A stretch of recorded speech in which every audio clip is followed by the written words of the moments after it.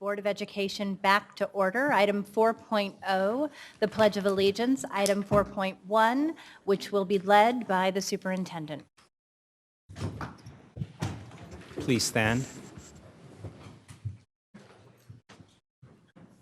Ready? Pledge allegiance to the flag of the United States of America, to the republic for which it stands, one nation, under God, indivisible, with liberty and justice for all.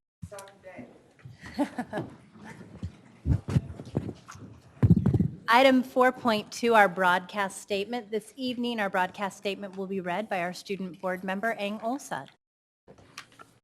This meeting of the Sacramento City School Board is being recorded in its entirety and will be cablecast on Metro Cable 14, the local government affairs channel on Comcast, Consolidated Communications, and AT&T Uverse.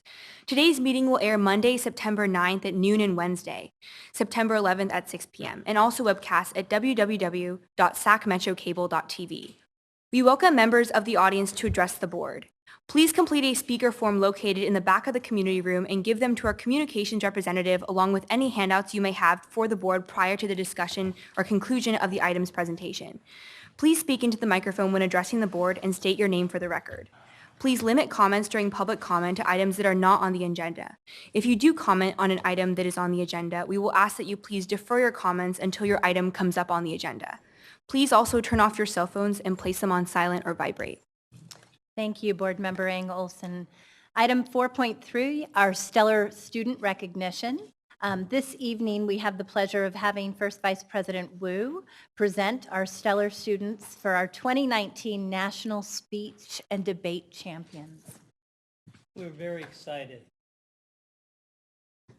We're very excited to have Rohit Jawar here tonight in order to be recognized by the Sacramento City Unified School Board. He was recently given the title of Champion of the 2019 National Speech and Debate Tournament in Dallas, Texas. He beat out thousands of peers from across the nation in the Congressional style debate, one of the largest competitions in the world.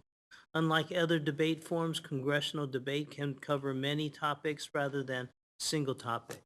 High school students also emulate members of the United States Congress by debating pieces of potential legislation and position statements. Student teams submit mock legislation before each tournament. These topics are then compiled and redistributed to all participating teams before the event begins. Each team attempts to research as many topics as possible with the goal of being able to speak on both sides of every legislation. The bills and resolutions must be national in scope, must either fall within the jurisdiction for lawmaking by the United States Congress as a bill or express a specific position and or recommendation for further actions outside of Congress jurisdiction as a resolution. Rohit gave 3 speeches during his final rounds where topics included the possibility of requiring companies to provide an opt-in form to users if companies wish to collect user data, whether or not Department of Defense should be required to provide written reports to Congress if they wish to establish new ground-based nuclear weapons, and if the United Kingdom and the United States should develop a free trade agreement. These are very in-depth topics for sure. We all welcome and proud of Mr. Rohit Jawar.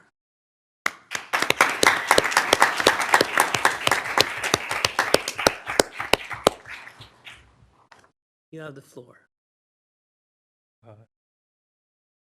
I just want to thank the board for allowing me to receive this award. It really means a lot, and I thank you for the recognition. Thank you, Rohit.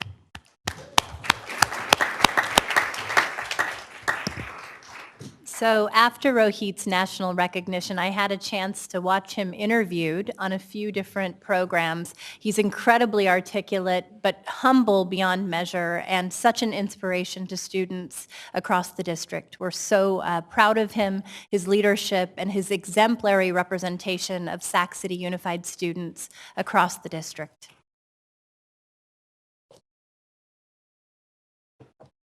Thank you.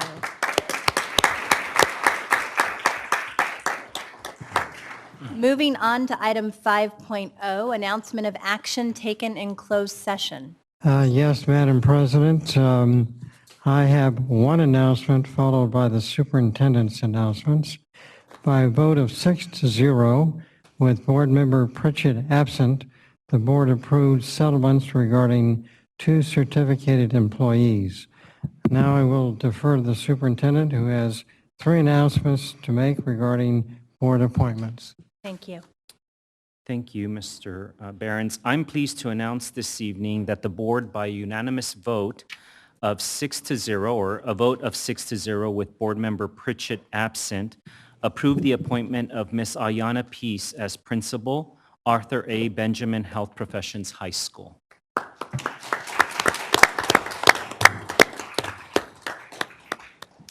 I'm also pleased to announce that the board, on a vote of 6-0 with Board Member Pritchett absent, approved the appointment of Ms. Vanessa Buitrago Galvis as principal, School of Engineering and Sciences. Yeah. And lastly, I'm pleased to announce that the board, on a vote of 6-0 with Board Member Pritchett absent, approved the appointment of Rose Ramos as our Chief Business Officer.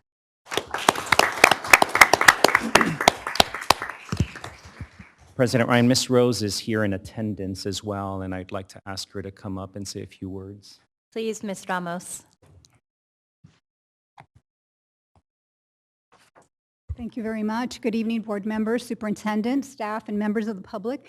Thank you so much for this opportunity. I'm looking forward to being part of the Sac City team. I began my career about 20 years ago in K-12 fiscal management, actually here at Sac City. So I'm so happy to be able to come back and be of service to my community and my district. Thank you very much. Thank you, Ms. Ramos.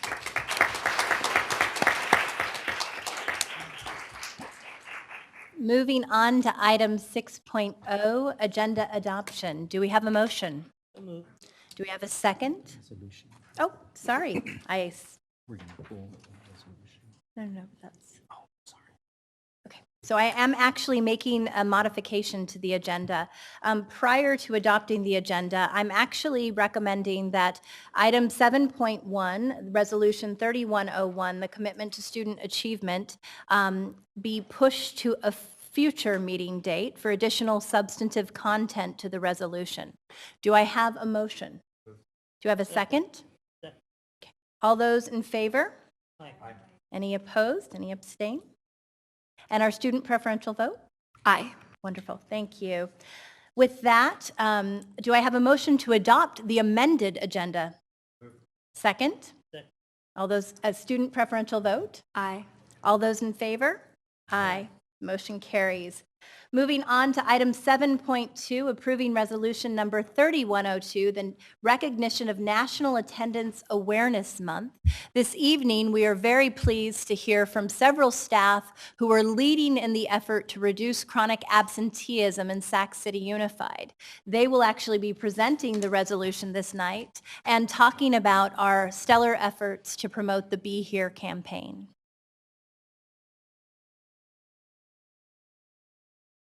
Good evening, Board President Ryan, Superintendent Aguilar, members of the board.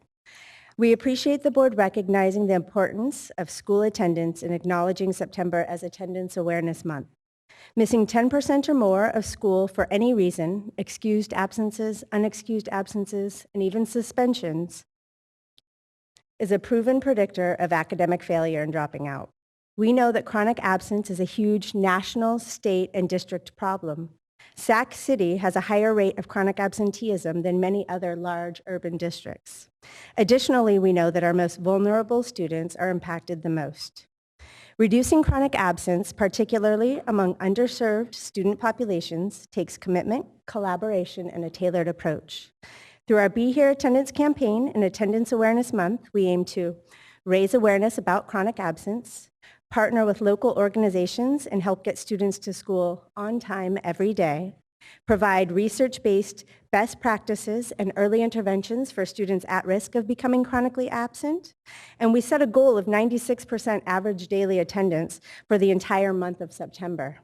We look forward to returning on September 26th to share more details about our work, examine the data, and hear early successes and some of our challenges, and also to identify next steps in the work. Thank you so much. Thank you so much. Doug, will you also be speaking? Those were prepared remarks tonight. We just thank the board for supporting the work around attendance. We've had a great start this year, and we really are excited to share with you on the 26th some of the fruits of our labor. Wonderful. So we are going to entertain a motion to adopt the resolution. Do we have a second? Student preferential vote? Oh, do we have public comment on this item, Mr. Barrios? Yes, we do, Cecile Nunley. Mr. Barrios forgot, but you did not. Well, good evening, since it's the first time I'm up here, and you know I will be coming back. And this is also, as you well know, many of you, because you hear me speak on this once a month, this is one of those areas that I feel is so critical, because what was stated, as soon as a student misses 10% or more, which if it's 180 days, you're talking 18 days, then their level of achievement. This is one of those things that I think has to be critical. I'm looking forward to the board presentation on this particular issue, and I think it also bears mentioning that this ties into the suspension rates. Absolutely. Because when you talk about those suspension rates, and African Americans are suspended at 13% last year compared to the 5.5, then it's an issue. And so very much I feel that this is important, and that when the presentation comes, it needs to be critically important. So I look forward to that, and that you're focusing on those schools that have those issues. Thank you, Ms. Nunley. I'm going to ask Board Member Eng Olson to bring this down to take photos, and we're going to once again recognize your efforts. Thank you so much.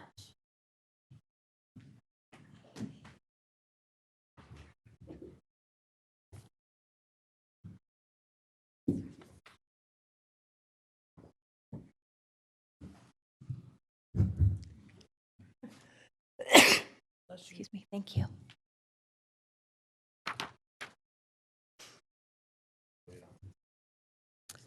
So we did have a motion and a second. Our student board member was about to register her preferential vote, aye. So we are going to take all votes. Those in favor? Aye. Aye. Any opposed? Any abstain? The motion carries. Thank you all for your efforts. Next item, 7.3, approving resolution number 3103 in recognition of High School Voter Education Week. We are very fortunate tonight to have two outstanding students with us who will be speaking on this subject. As many of you know, a few years ago, Governor Brown passed legislation to ensure that we were doing more to empower young people with understanding of civic engagement and their voting rights. We have been very fortunate to partner with Secretary Padilla to ensure that we're doing greater voter education at high schools throughout the district, as well as the county, as we look to make voting easier for all. And so tonight we have with us Eleanor Love, a current sophomore in the HISP program at CKM McClatchy, Vice Chair of the Sacramento County Youth Commission. Thank you so much for your service. And Lauren Kim, a student at St. Francis High School, who is also the Chair of the Sacramento County Youth Commission. You are together co-chair of the pre-registration initiative with the Sac County Youth Commission. And we would love to hear you speak a bit more about your efforts to ensure students understand their voting rights and are being proactive in educating their peers about the real opportunity they have to help shape the elections. Good evening. My name is Eleanor Love, and I am the Vice Chair of the Sacramento County Youth Commission, and I am co-chair of the Commission's Voter Pre-Registration Project, and I attend McClatchy High School. I'd first like to thank you for hearing us tonight and for your interest in passing a resolution recognizing high school voter education weeks. Last year, we worked with Mr. Alex Barrios and Mr. Nathaniel Browning to enhance the way your school district informed and encouraged students about pre-registration. This included putting information on your district website and sending out an e-connection that had information about pre-registration and flyers attached. This year, we continued our pre-registration efforts and are working again with you and Mr. Browning, as well as Elk Grove and San Juan Unified School Districts, to also pass resolutions in recognition of these weeks. We also had a table at the Cesar Chavez Youth Leadership Conference at UC Davis in March, in which we helped people pre-register to vote, and we also had pre-registration flyers included in the string bags, which were provided to about 2,100 participants. We are expanding our efforts this year by reaching out to other county youth commissions in our state and plan on reaching out to youth commissions in other states that allow pre-registration efforts. And I'll let Lauren speak now. Good evening. My name is Lauren Kim, and I'm the chair of the Sacramento County Youth Commission, and I'm co-chair of the Pre-Registration Project. I'm a senior at St. Francis High School. So Sacramento City Unified's pre-registration efforts have played a critical role in civic engagement of young people in Sac County. Last summer, the number of teenagers pre-registered in the county increased by about 2,300, and since then we've seen an increase in the amount of pre-registered teens by 1,600. So as of Tuesday, data shows that there are just over 6,200 young people pre-registered to vote, and your efforts have contributed to these numbers, so we thank you. Pre-registration and high school voter education weeks are key ways for the youth to be civically engaged. Civic engagement is so important, and we're very appreciative that your district was interested in joining the cause. Thank you again for hearing us tonight, and we look forward to working with you in the future. Thank you so much. Do we have any public comment on this item? Yes, we do. Cecile Nunley.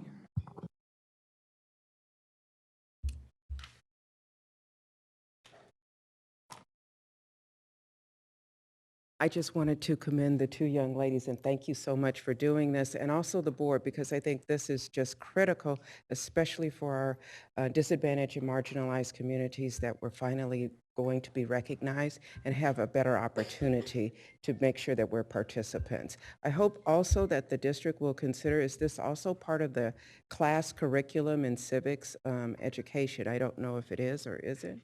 Can you tell me that? That I do not know. Superintendent? Yeah. I think I saw Mr. Turkey, who might be able to answer that question. Why don't we have Mr. Turkey follow up Sure. with Cecile? Absolutely. But I do want to share one thing that I did not mention is that we have had a wonderful partnership with the Sacramento County Office of Education, and this voter registration and pre-registration effort has not just included our comprehensive high schools. I was very proud that an intentional effort was made in partnership with American Legion, our continuation high school last year, and so thank you so much for that work. We have one comment from Board Member Michael Minnick, and then we'll move to adopt the resolution. Cool. I just want to thank you for this work. This is really important to get young people fired up early. My daughter JoJo is a senior in high school. She'll be able to vote in our primary election, which is in April, March. I know it's early this time. That'll be her first time voting, and she's been registered to vote for over a year. Because there was efforts at her school site to make sure that students knew that this was their opportunity. And, you know, we're already having conversations at home about upcoming elections. So your work is really paying off. It's really getting young people thinking about this while they're still in school and have a chance to, you know, share with their friends about how they feel. So I just want to thank you. Thank you. Thank you, Board Member Minnick. So we're going to read three very quick whereases before taking a motion to adopt the resolution. Whereas the Sacramento City Unified School District is committed to strengthening democracy by encouraging voter registration and increasing participation in all elections by all eligible Californians. Whereas 16 and 17-year-olds can now pre-register to vote and then automatically become active voters once they turn 18. Whereas high school administrators and high schools are encouraged to name name one or more students as voter outreach coordinators to encourage student voter registration during high school voter education weeks. Now, therefore, be it resolved that the Sacramento City Unified School District Board of Education requests that the district actively educates and encourages our youth citizens to register to vote and to turn out at the polls to ensure that their voices are heard in September 2019 and beyond. So with that, do we have a motion to adopt the resolution? Second? Student preferential vote? All those in favor? Aye. The motion carries. We're going to keep you there and bring down this resolution.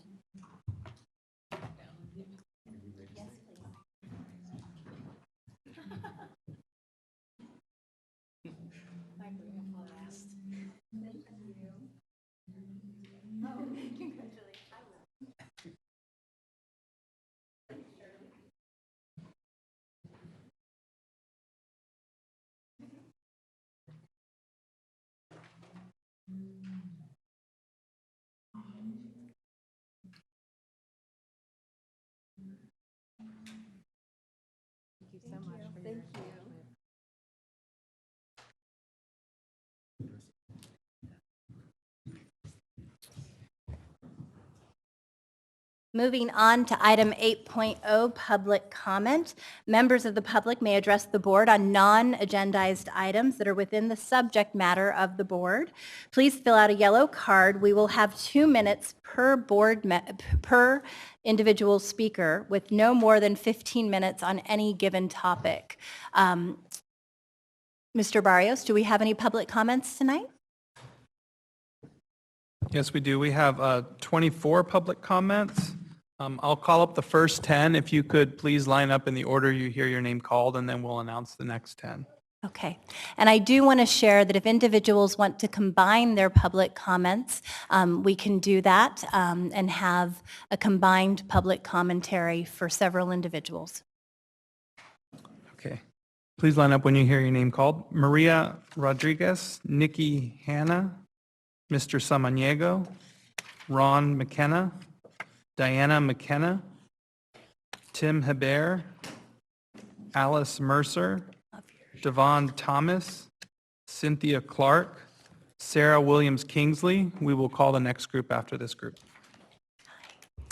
Good evening, President Ryan, Superintendent Aguilar, and members of the school board. Welcome back to school.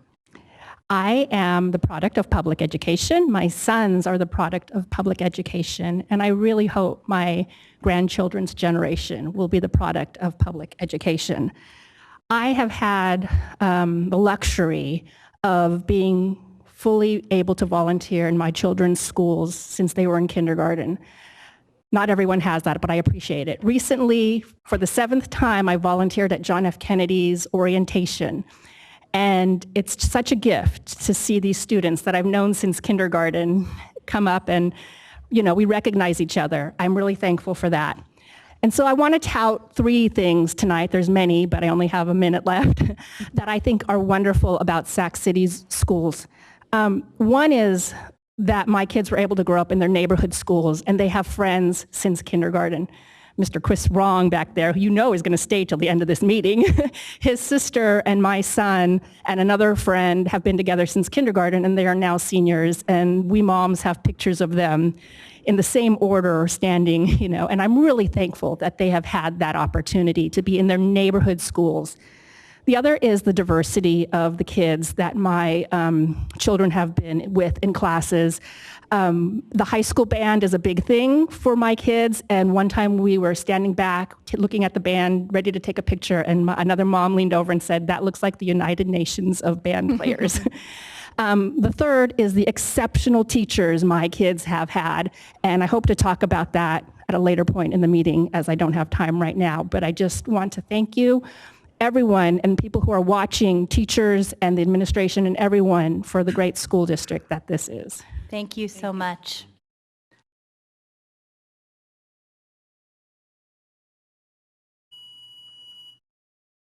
Please. Good evening. My name is Sandra Samaniego. I live on Maida Circle. Thank you for welcoming me with a beep. I'm exhausted because I woke up at 5:40 this morning because of the beeping of the buses. So I'm here to ask for a few things. You heard me last month I was here. And just like days later, the buses were idling right behind my house, like 8 feet, 9 feet. 15 minutes, 20 minutes, 40 minutes. After an hour, I filed a complaint with the Cali PA. So I noticed the buses moved and the wall has been gapped somewhat, but I'll tell you, it's still noisy and we still get fumes. So I'm asking for the wall to be attenuated. The sound wall there is not the proper construction for sound attenuation. Can you please stop using the reverse alarm? Both the CHP and your insurance said you don't have to use it.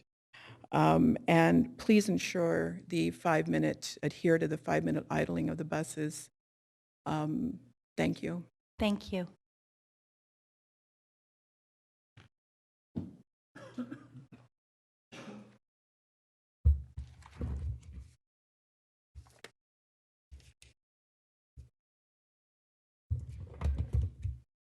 Good evening. Can we please reset the clock, Ms. Moretti? Thought I was going to get 35 minutes. 35 seconds wouldn't be fair. Please go ahead. Good evening. My name is Ron McKenna. My wife and I have lived on Maida Circle for over 50 years. Our home backs up to the district's new transportation yard's south wall. We are retirees of the city schools. My wife has 25 years as a classified employee, and I have 36 years as a teacher, counselor, and coach. I attended the first district meetings held at Hiram Johnson High School to solicit public input and to notify us unilaterally that the district was moving the buses and building a new food center.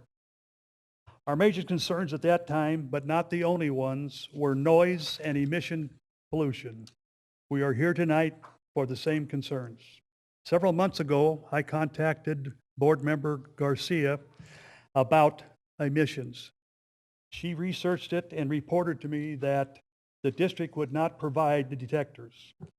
When the district started these two projects, they did the requisite testing for sound and emission.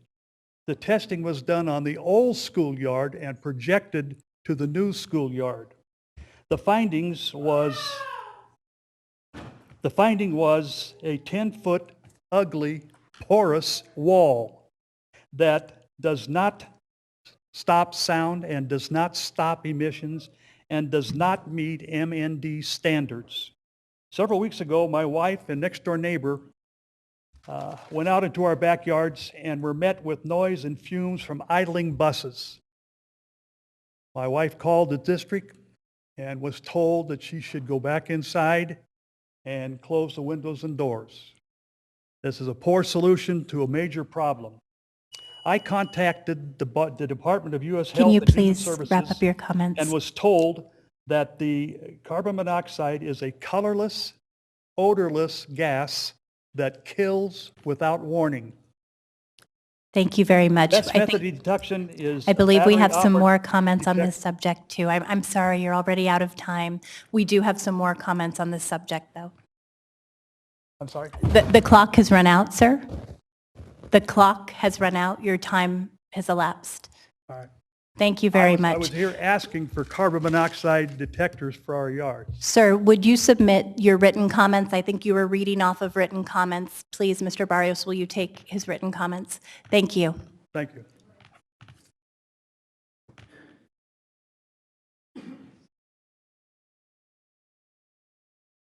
Good evening. My name is Diana McKenna, and my husband and I live in one of the homes that backs up to the district transportation. I spoke to you at one of the August board meetings to express our concerns regarding the noise pollution and the possible carbon monoxide emissions. I am pleased to say that you have taken some steps to address our concerns. However, these steps have failed to curb the noise, and we continue to experience noxious odor from idling buses. On Tuesday morning of this week, after 4 hours, beginning at 5:30 a.m., I called 3 district staff members to vent my frustration. I was informed that the company who did the original study had been out to check the sound wall and said that if they caulked the spaces between the slats, that the wall would then be in compliance with the mitigated negative declaration. Does this mean that it was out of compliance since it started in full operation in April? Workers on site did caulk the areas on the 28th, the day before school started. I hoped it would make an impact. However, there is not a noticeable difference in the sound level that's invading our space. I know that you guys have probably read that mitigated negative declaration. And I feel that you really need to have expertise in this area to fully understand it. It showed the previous ambient noise and emission levels and also the projected levels with this project. I know that in this report, it actually states that the noise level would decrease with the project and mitigated measures. And I can tell you for a fact it has not. There's one phrase in this report that they mentioned several times that really bothers me. It implies that this project with mitigation will have a less than significant impact on an insignificant group of people. Am I insignificant? I personally think that this project caused a significant impact on a small group of people. Thank you very much.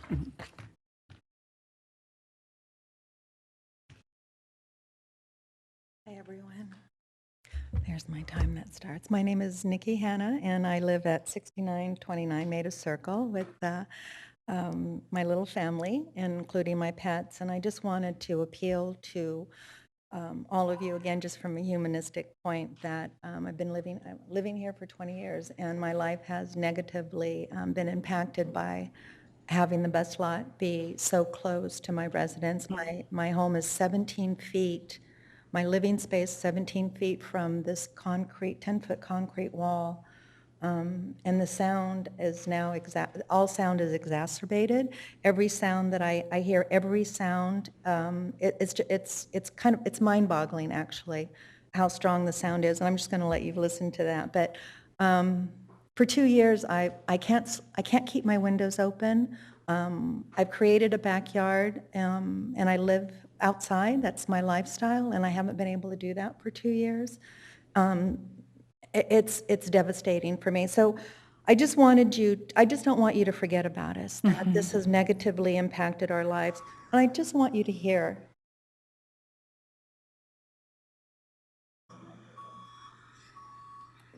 Yeah, Nikki, I can hear it, but you can bring it closer to the mic if you want. There you go, yeah. And just to let you know, it's constant, and I hear it inside my home, and it's just had such a negative impact emotionally. And I'm just hoping that you don't forget about us, and I'm hoping that you'll just understand that it's just much too close. The fumes are disturbing, and I'm worried that I've been breathing this in, and my neighbors have breathing this in for the last 2 years. And I have a friend who has helped me understand this mitigating negative impact report, and I really believe that it's just needs to be looked at. I don't think it's accurate. Even the sound testing that I've done with my neighbors, it's off the charts. Thank you, For Nikki. your time. I know that both Board Member Garcia and Council Member Guerra, as well as the district, have been working on that, but I would appreciate any of your written comments, particularly your suggestions based on conversations with CHP and others for mitigating some of the challenges. Hi, my name's Alice Mercer, and I'm going to combine time with Tim Hebert. And this is about the budget and the current staffing issues over in our district. I'm going to read from an email from Michael Fine to the board president and the superintendent. Jorge and Jesse, I would not normally weigh in with the district's leadership without being officially engaged in the district, by the district, or the state, but I have been engaged both formally or informally. So I'm going to weigh in on what I see at this point. My goal and interest is unchanged. I want the district to be successful so it can serve student needs. Continuing down the road to state emergency appropriation is not in the best interest of the Sacramento County community and its students. Having said that, I need you to know I'm distressed by a number of recent developments, and this was sent on March 7th of the spring. It is March 7th. You have not properly sufficiently vetted a Plan B in public. Time is of the essence. Process is as important as your final decision. You're scheduled to consider the second period interim report tonight. I have no confidence in much of the data presented there. The cash flow is completely wrong. Although some new data implies your cash is improving, how do you consider cash flow that doesn't reflect your circumstances or correlate to the budget data and the MYP data? It appears to me that your staff has again demonstrated they don't have the capacity or willingness to produce accurate data. They must take responsibility for that, and you must hold them accountable for that. You will be held accountable for their work, especially since you have notice of their concerns. I'm going to skip further down. I'm further concerned with what I hear coming out of closed session. Let's be frank, the district has no credibility.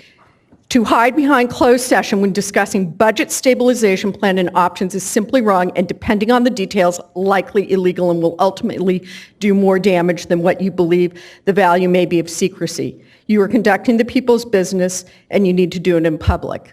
Now, Tim's going to explain how this has continued to be a problem even though you are no longer in financial distress with the start of the school year. Hello, I'm Tim Hebert. So, the budget crisis was fake. The public deserves to know, did you know that the budget crisis was fake before May 9th? Or did you learn about that between May 9th and May 16th, like the rest of the public? Because on May 9th, you voted to lay off about 100 teachers. So it matters. And this isn't just some academic gotcha exercise. This has had real consequences. Namely, thousands of children started school last week without a qualified permanent teacher. Sac City has stated both that this happens on a regular basis and somehow that we were surprised by this because it was a rash of resignations and retirements. Some folks say, stick to one lie so you don't contradict yourselves. Some would just say, tell the truth. So what is the truth about what you all knew and when you knew it? So far, the few answers you've given have been sort of weasel words that appear to be designed to deflect responsibility. But if you are not here to take responsibility, why are you here? Thank you. Our next public comment, if you'd please reset the clock. Hello, my name is Davon Thomas. I am a fourth-year history major from UC Santa Cruz and also served as student body president for UC Santa Cruz, the fourth Black president in our 54-year history. Most importantly, I'm an Oak Park resident. I have lived here since I was 4 years old. My mother grew up in the same home that I did. My grandmother grew up in the same home, as did my great-grandmother. So it's safe to say that Oak Park is my home, has been, and I'm going to come back once I graduate from college next year. So I take my community very seriously. So when I see on social media scare tactics, disrespectful behavior to my elected representatives, I think it's childish, I think it's pathetic, I think it's disgusting. My grandmother grew up here. She voted for our representative in 2014, and she's going to do so again next year, I know it. Sac City Unified has the highest suspension district for Black males in the state of California. So as a Black man in this country, in this state, in this city, I take that very offensive that instead of coming together to find solutions for our community, we're seeing bickering on social media and Facebook, and I'm tired of it. I truly am. And I had a planned part of the rest of my speech, but what I will say is if you are going to wear a shirt that says, students, we've got your back, then I will say a couple things. One, if the union you're representing takes a neutral stance on a bill that will essentially end suspensions for up to 8th grade, that is not having students on your back. Neutrality on that bill is passive. Neutrality does not have a solution. It's passive politics. So we're going to be neutral on a bill that ends suspensions, then that is a problem. As not having students the backs, that is putting a target on their back, to be clear. If we're going to have students' backs, make sure there aren't racist science projects that are happening, make sure there isn't blackface incidents happening at their high schools every single year. We have the highest suspension rates for Black students in this state. The capital, the most progressive state in our union, in this country, is suspending Black students at the highest rate. Yet somehow there is no solution from anybody in this room for that, and that is a problem. And I find it very pathetic and sad. So thank you. Thank you.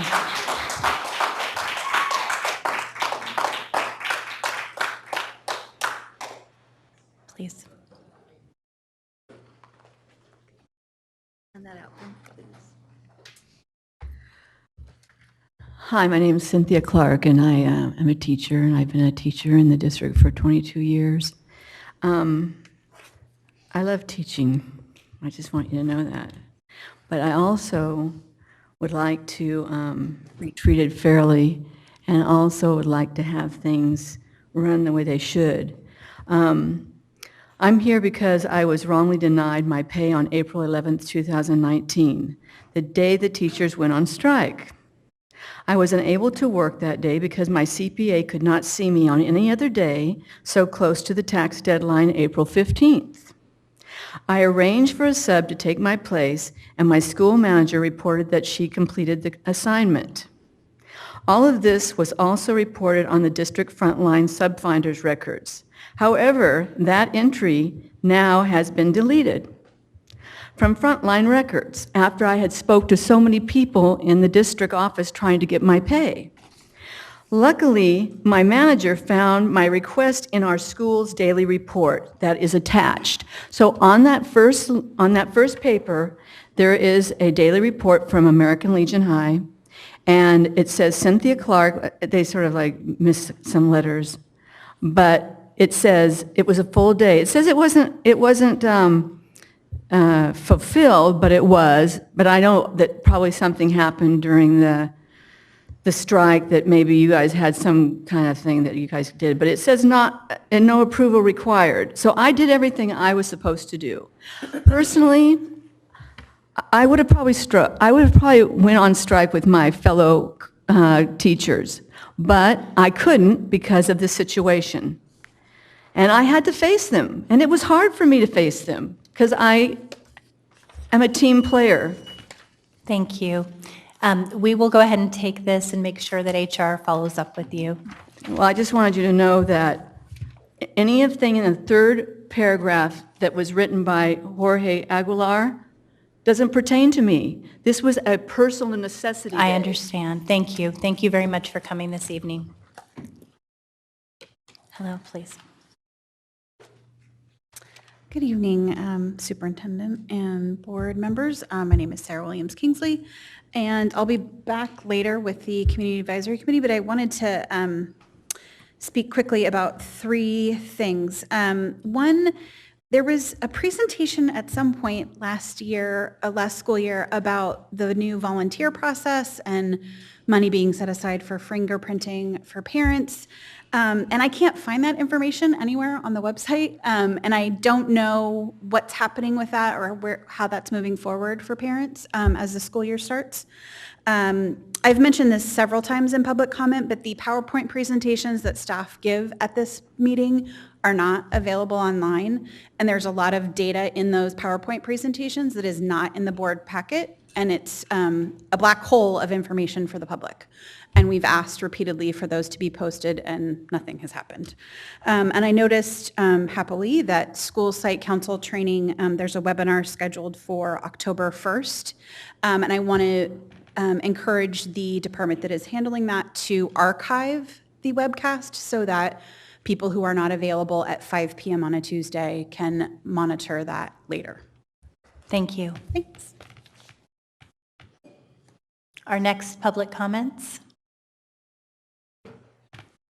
All right, if you could walk up when you hear your name called, we'll call the next 10. Cecile Nunley, Kenya Martinez, Renee Webster Hawkins, Allison French Tubo, Tara Thronson, Terrence Gladney, Lindsay Haven, Frank DeYoung, and Wendy Bogdan.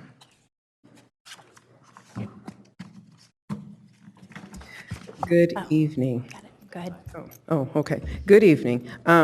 Again, there's only two comments, and one I do want to follow up on the previous speaker, and that is about the presentations being available online. It's very hard when they're not available online, and you can't make comments or whatever. You have to come here early, try and grab everything, and then make some other notes as you go.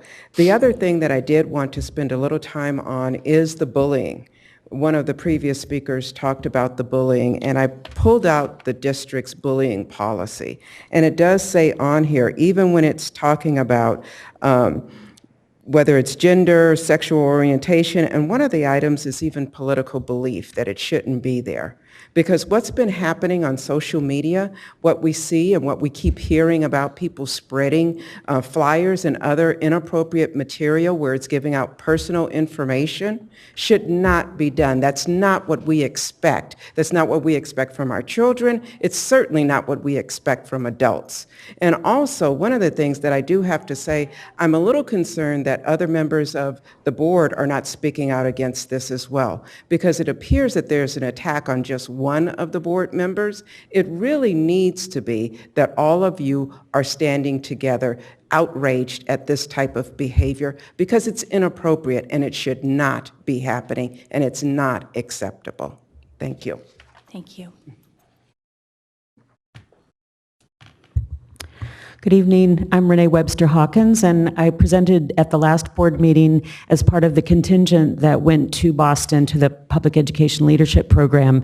And a few things I wanted to share with you. There was a couple of highlights that the 11 other districts recognized about our district. One was our home visit program. Several of the districts knew about our home visit program, and that's really a bright spot. Also, our superintendent. The districts unanimously were jealous of and highly respectful of our superintendent, and we all need to be mindful of that and how precious he is to our children. The concern that I had is that across the board, the other 11 districts were aghast at the fact that there is an assessment MOU that prohibits our professional leaders, our instructional leaders, from doing the right thing in providing early assessments and effective evidence-based instruction with diagnostic assessments that are systematic across the board. They were completely shocked that there is this document that gets in the way of nationally known best practices in instruction. And this assessment MOU was signed in November 30th of 2016, and my comments really are to the board members and to the public at large, because we need to know about the degree to which this document, which was signed by the former superintendent, never vetted by or approved by the board, but yet has this life that gets in the way of every single decision that our instructional leaders want to make for the benefit of our children. What it does is it restricts, it prohibits the district from carrying out any district-wide assessments unless they're specifically and unambiguously directed by state or federal mandate. Well, we know that CDE doesn't mandate very much, because it would have to be a state mandate that they pay for. So please take it down. Thank you, Ms. Martinez. We'll reset the clock. Renee is going to have time take some added of by Kenya's Ms. time. Martinez. What I want to impress upon you is that anyone who reads this might note that, again, it wasn't ratified by the board, might note that an MOU as a standalone agreement to the collective bargaining agreement between the union and the SCTA and the board legally is dubious at best, and I would argue unenforceable. Anyone who gives a second of any day's credibility to this document, I would argue, is depriving 43,000 children of the best education that they deserve. So please, each of you, give the superintendent the authority he needs to disregard that MOU so that the cabinet and instructional leaders can do the right thing by our children. Thank you. Kenya? I'm going to use my 1 minute. Thank you. It's so good to see you all. Welcome back. I just wanted to reiterate and begin the new year, the new academic year for our students. And keep in mind that students with disabilities, students with IEPs, they need testing accommodations. There's been a string of emails that have gone back and forth, and I want to ensure that our students are taken care of, especially our students who are English learners. And then the other thing, I wanted to just personally thank the board for making the recommendation for this school that my students go to, which is SES. And I just want to piggyback on what Cecile was saying. The bullying tactics, I would like for it to stop. I also would like to bring up the fact that In the healthcare industry, most people have to pay a premium. I believe the teachers' SCTA does not. So, and I know for a fact that most people are paying out of pocket anywhere from $500 to $2,000 per month. Ms. Martinez, are you using Sarah's time? Or Sure, that's the truth. No? Okay, your time's over. Thank you. Thank you. Thank you. I'm trying. And Good we're going to evening, reset everyone. the clock. Go ahead. I'm Allison French-Tubo, and I'm here to say that I'm still watching to see the district and labor partners solve our ongoing budget problems, and emphasis on our, because everyone who is a citizen, a student, a parent, an employee of Sac City, these are problems for all of us, specifically the continual drawing down of our reserve funds. So it's good to see that we have a new CBO appointed, and I'm pleased to see that the parties disputing health insurance coverage have agreed to arbitration, but the next step is seeing meetings take place and getting a solution, because the clock is still running on this long-term structural problem. This is sort of like a glacier melting. Nobody's drowning yet, but the water is accumulating. Thank you. Thank you.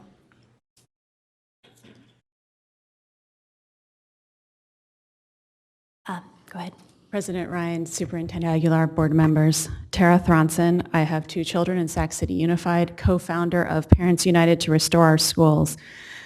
I'm here to repeat that parents want a fiscally solvent school district with a gimmick-free budget. Decision makers in the district and union leaders, we would like you to meet regularly without conditions to mediate the current contract and negotiate the successor contract. We need solid and best practice budgeting and fiscal practices within the district. We expect the new CBO to assure that this happens. Reflecting on the summer months, 2 major frustrations arose at my family's kitchen table conversations. The first was our elementary school has high demand and wait lists to more than support our standard 2 kindergarten classes. Yet we only had a solution to support 2 classes 1 week before school started. Many of our students were from out of district, bringing in outside ADA. The parents that didn't lose hope and leave for another district were relieved just 1 week prior to school starting. Hearing the challenges of teacher staffing at McClatchy and Rosa Parks is also not healthy for our students or district. Parties need to come together to address the current situation and evaluate how the process can be improved such that the students can start with a credentialed teacher on their first day. I can't help but wonder if this is a challenge related to the fact that we do not have a fiscally sound budget. A district that has a structural deficit needs to plan conservatively. This doesn't benefit our students. We need a sound budget for our foundation, which leads to our second major frustration conversation. April 8th, 5 months and a summer ago, this was the last attempted negotiation of our decision makers that I am aware of. Trust cannot be rebuilt and a relationship cannot be repaired by simply writing memos. Parents call on decision makers to make steps to rebuild trust, meet regularly without conditions, and work towards building a gimmick-free budget focused on our students. Thank you. Thank you.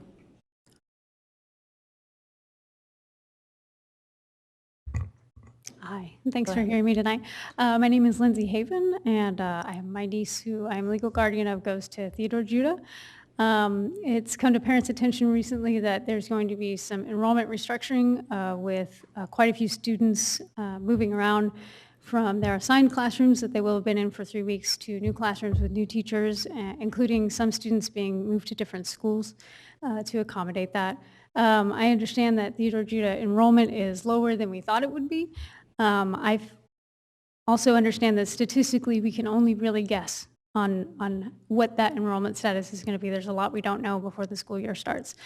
We have a certain level of confidence going into it, but I think that the solution to move students around after they've already built and established a bond with their teacher, 3 weeks into the school year, especially for at-risk kids who really need that bond to succeed, puts the burden of us not knowing what our needs are going to be in regards to teachers and class size on the students, which is a really big negative for them. That's not how it should be.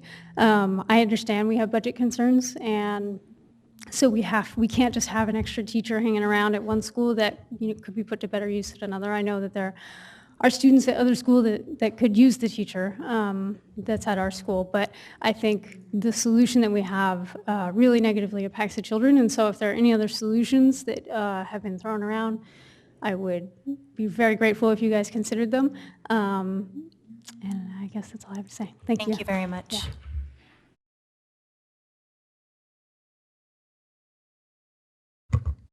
Hi. It's been a while. Just a little bit. I saw Daryl the other day at Nugget. He was eating. I got to get my coffee. Good evening, everyone. My name is Terrence Gladney. I'm a parent of a sophomore at John F. Kennedy and a 2016 graduate from John F. Kennedy. For 11 years, I provided a free summer enrichment program in memoriam of my son, Terrell Gladney.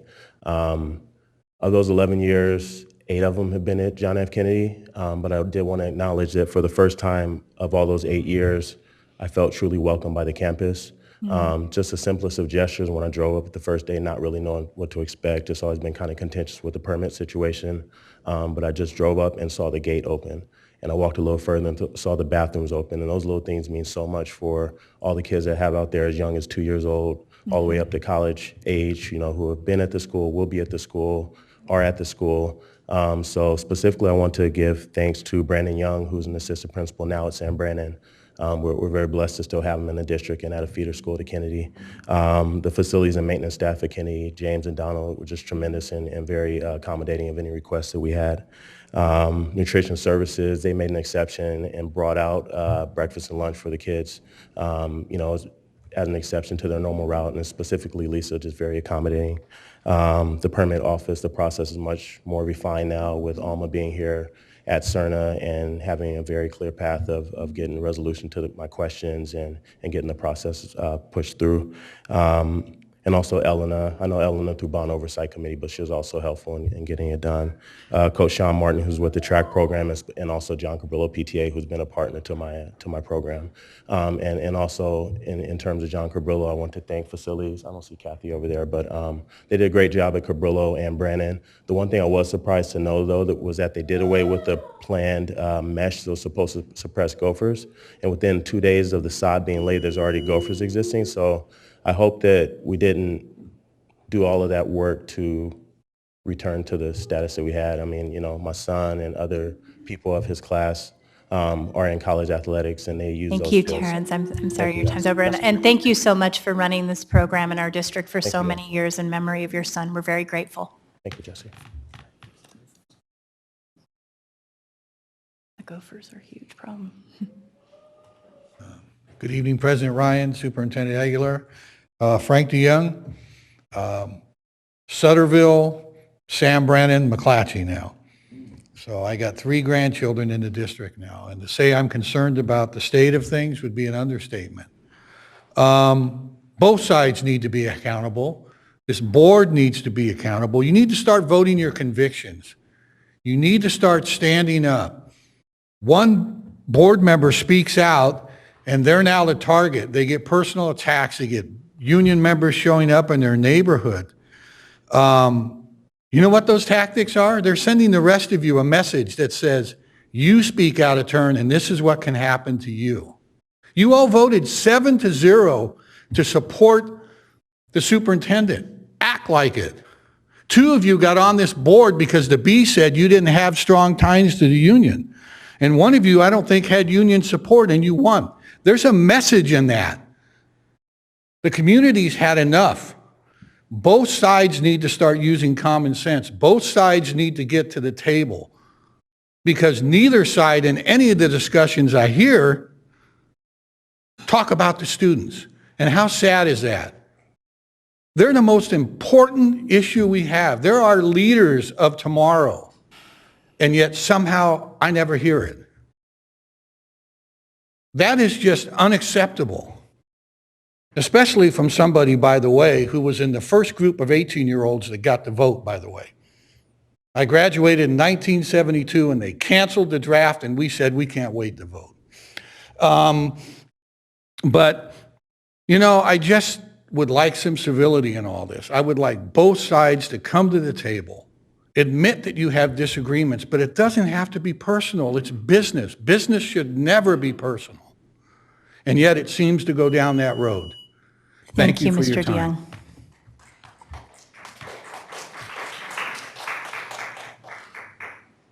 Is this our final public comment?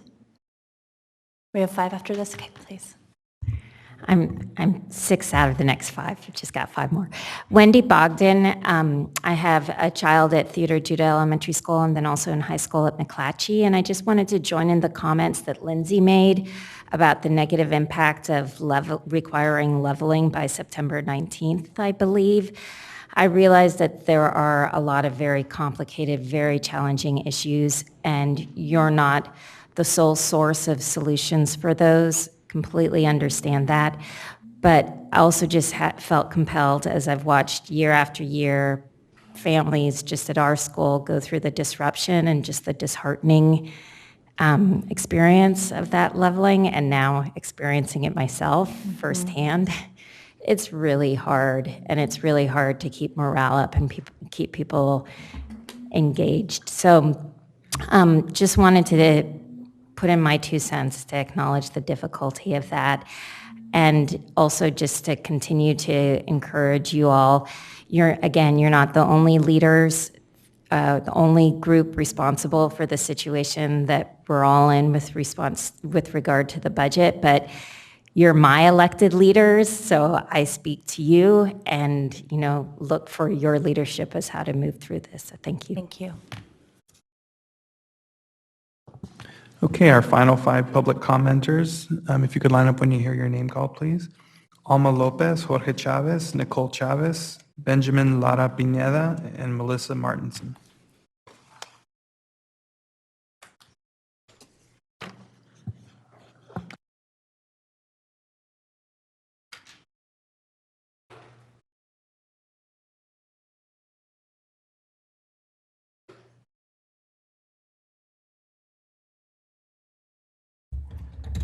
Oh, hold on one second, Alma. Can we reset the clock, please, Anna? Buenas tardes, Alma Lopez. Last board meeting, the board approved a modified contract to bring in 3 SROs that are going to be roaming throughout the 70 schools. And I'm just here to emphasize that the advocacy that the students and the parents and community that we've been doing is to reallocate the money that's going to those salaries and be used differently for resources that the students really need on campus. And so I'm here to emphasize that what we really need is that money to have stayed in the schools where there were SROs. Burbank no longer has a parent advisor. Burbank lost a counselor. McClatchy lost a parent advisor. Rosemont lost a counselor. So I'm here to emphasize the need to keep the money in the schools. And in the disagreement of that modified SRO, I also here to ask that the community keeps updated in the status of the MOU that's being developed, and that the alternative safety plan, that we are also bringing in students and community partners to have a say in that plan, and that it goes through the policy committee so that we continue to create a process that's no longer, that we don't have. And so I'm also here to ask you to listen to the impact, the detrimental impact of what happens when students have interactions with law enforcement and there's no protocol. When students are getting cited for things that staff and people on campus should be handling and guiding our students. Again, schools are supposed to be places where they're learning from their mistakes, and we're supposed to be the people that are helping them become better adults for our community and to be civically engaged. So I ask you to please listen to them. Good evening. My name is Jorge Chavez. I'm a current student at Capital City School. I left Luther Burbank High School as a sophomore because of the harsh consequences of a fight in which I was a bystander. I was blamed of pushing an adult, in which I never did. And I went to a probation officer where I pleaded not guilty. And last week I went to court where I got a public defender. I feel frustrated and powerless that I'm going through this, and I shouldn't be. I feel like if this problem was handled by the school staff and not by the school police officers, I feel like the money they give to the officers, they should be given to other useful things. If you guys would put this in consideration, that'd be great. Thank you. Good afternoon. My name is Nicole Chavez. I am a sophomore at Luther Burbank High School, the sister of Jorge Chavez. I just wanted to say that the reason he got into a fight was for defending me from a boy. Now my brother is going to the criminal justice system, and I don't think any kid deserves that. He now no longer goes to Burbank. He was a person I used to walk to school and walk home from school with. He used to make me feel safe. I wish my brother wouldn't have to go through this because it is affecting my mom, a single mother of 4. We need more resources that help and support students and parents. Thank you. Do we have one more public comment? Can you reset the clock, please, Ann? Thank you. Buenas noches, soy el abuelo de Jorge Chávez Lara. Estoy en completo desacuerdo a la forma como se ha manejado el problema que tuvo en la escuela, ya que la señora mamá de uno de los muchachos que se estaba peleando, en lugar de abocarse al pleito donde estaba peleando su hijo, fue directamente con mi nieto como a encararlo. Y yo le dije de favor que si ella estaba segura que mi nieto, porque lo acusa de haberle empujado. Y él aseguró que él lo había empujado. Y hay personas que dicen que Jorge nunca estuvo cerca de la señora en el conflicto, porque la señora se evocó más a donde estaba mi nieto que a donde estaba su hijo peleándose. Y se me hace un total, una manera visceral de actuar, tanto del oficial de policía, porque el oficial de policía inclusive hizo un comentario que no me gustó de que decía, le dijo a mi nieto, le dice, si yo conozco a los que como tú, dice, no me mientas, dice, yo conozco a los como tú. ¿Ve? Y entonces yo pienso que se manejó muy mal, señorita. ¿Ve? Muchas gracias. Muchas gracias. If I can translate that real quick, just so that everyone also just hears. Benjamin Lara, he is the grandfather of Jorge Chavez, and he says he's in complete disagreement of the way the situation was being handled. The mom of the child with the encounter is blaming him for pushing him, even though there's witnesses that say that he was not close to her or in that specific area. So he also says that he's in full disagreement with the way the officer handled that situation, and with a very specific comment that he said, don't lie to me, I know kids like you, and I know how they act. And so that's just to emphasize the bias that goes into all this. But we're hoping that we change the situation. Jorge couldn't even go to school the week before he had court. I was not in Sacramento. And so it's just to say how impactful this is. So I hope that we can change this. Thank you, Ms. Lopez. Thank you. Thank you. Muchas gracias. And I believe we have one final public comment. Okay, thank you. Hi, good evening. I would like to add to what some of these others, parents have mentioned in regards to the readjustment at Theodore Judah. My son will be negatively impacted by this decision. And while I do realize there are many factors involved, I really don't believe the children should be put in this situation. Thank you. We appreciate your comments tonight. So we have no other public comments at this time. We're going to move on to item 9.1, employee organizational reports.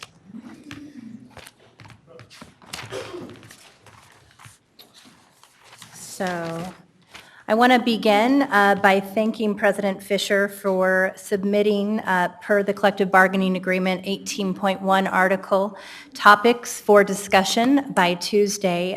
So we will actually be expanding to up to 15 minutes based on the submission of topics for discussion by the Tuesday before the board meeting, that item for the SCTA organizational report. As I call David Fisher up, the topics listed out based on Article 18.12, our fiscal accountability and transparency, the staffing crisis, special education and MTSS, African American suspension and restorative practices, safe haven and professional development for educators, retro pay, health insurance, the Brown Act, and the Schools and Community First Ballot Initiative.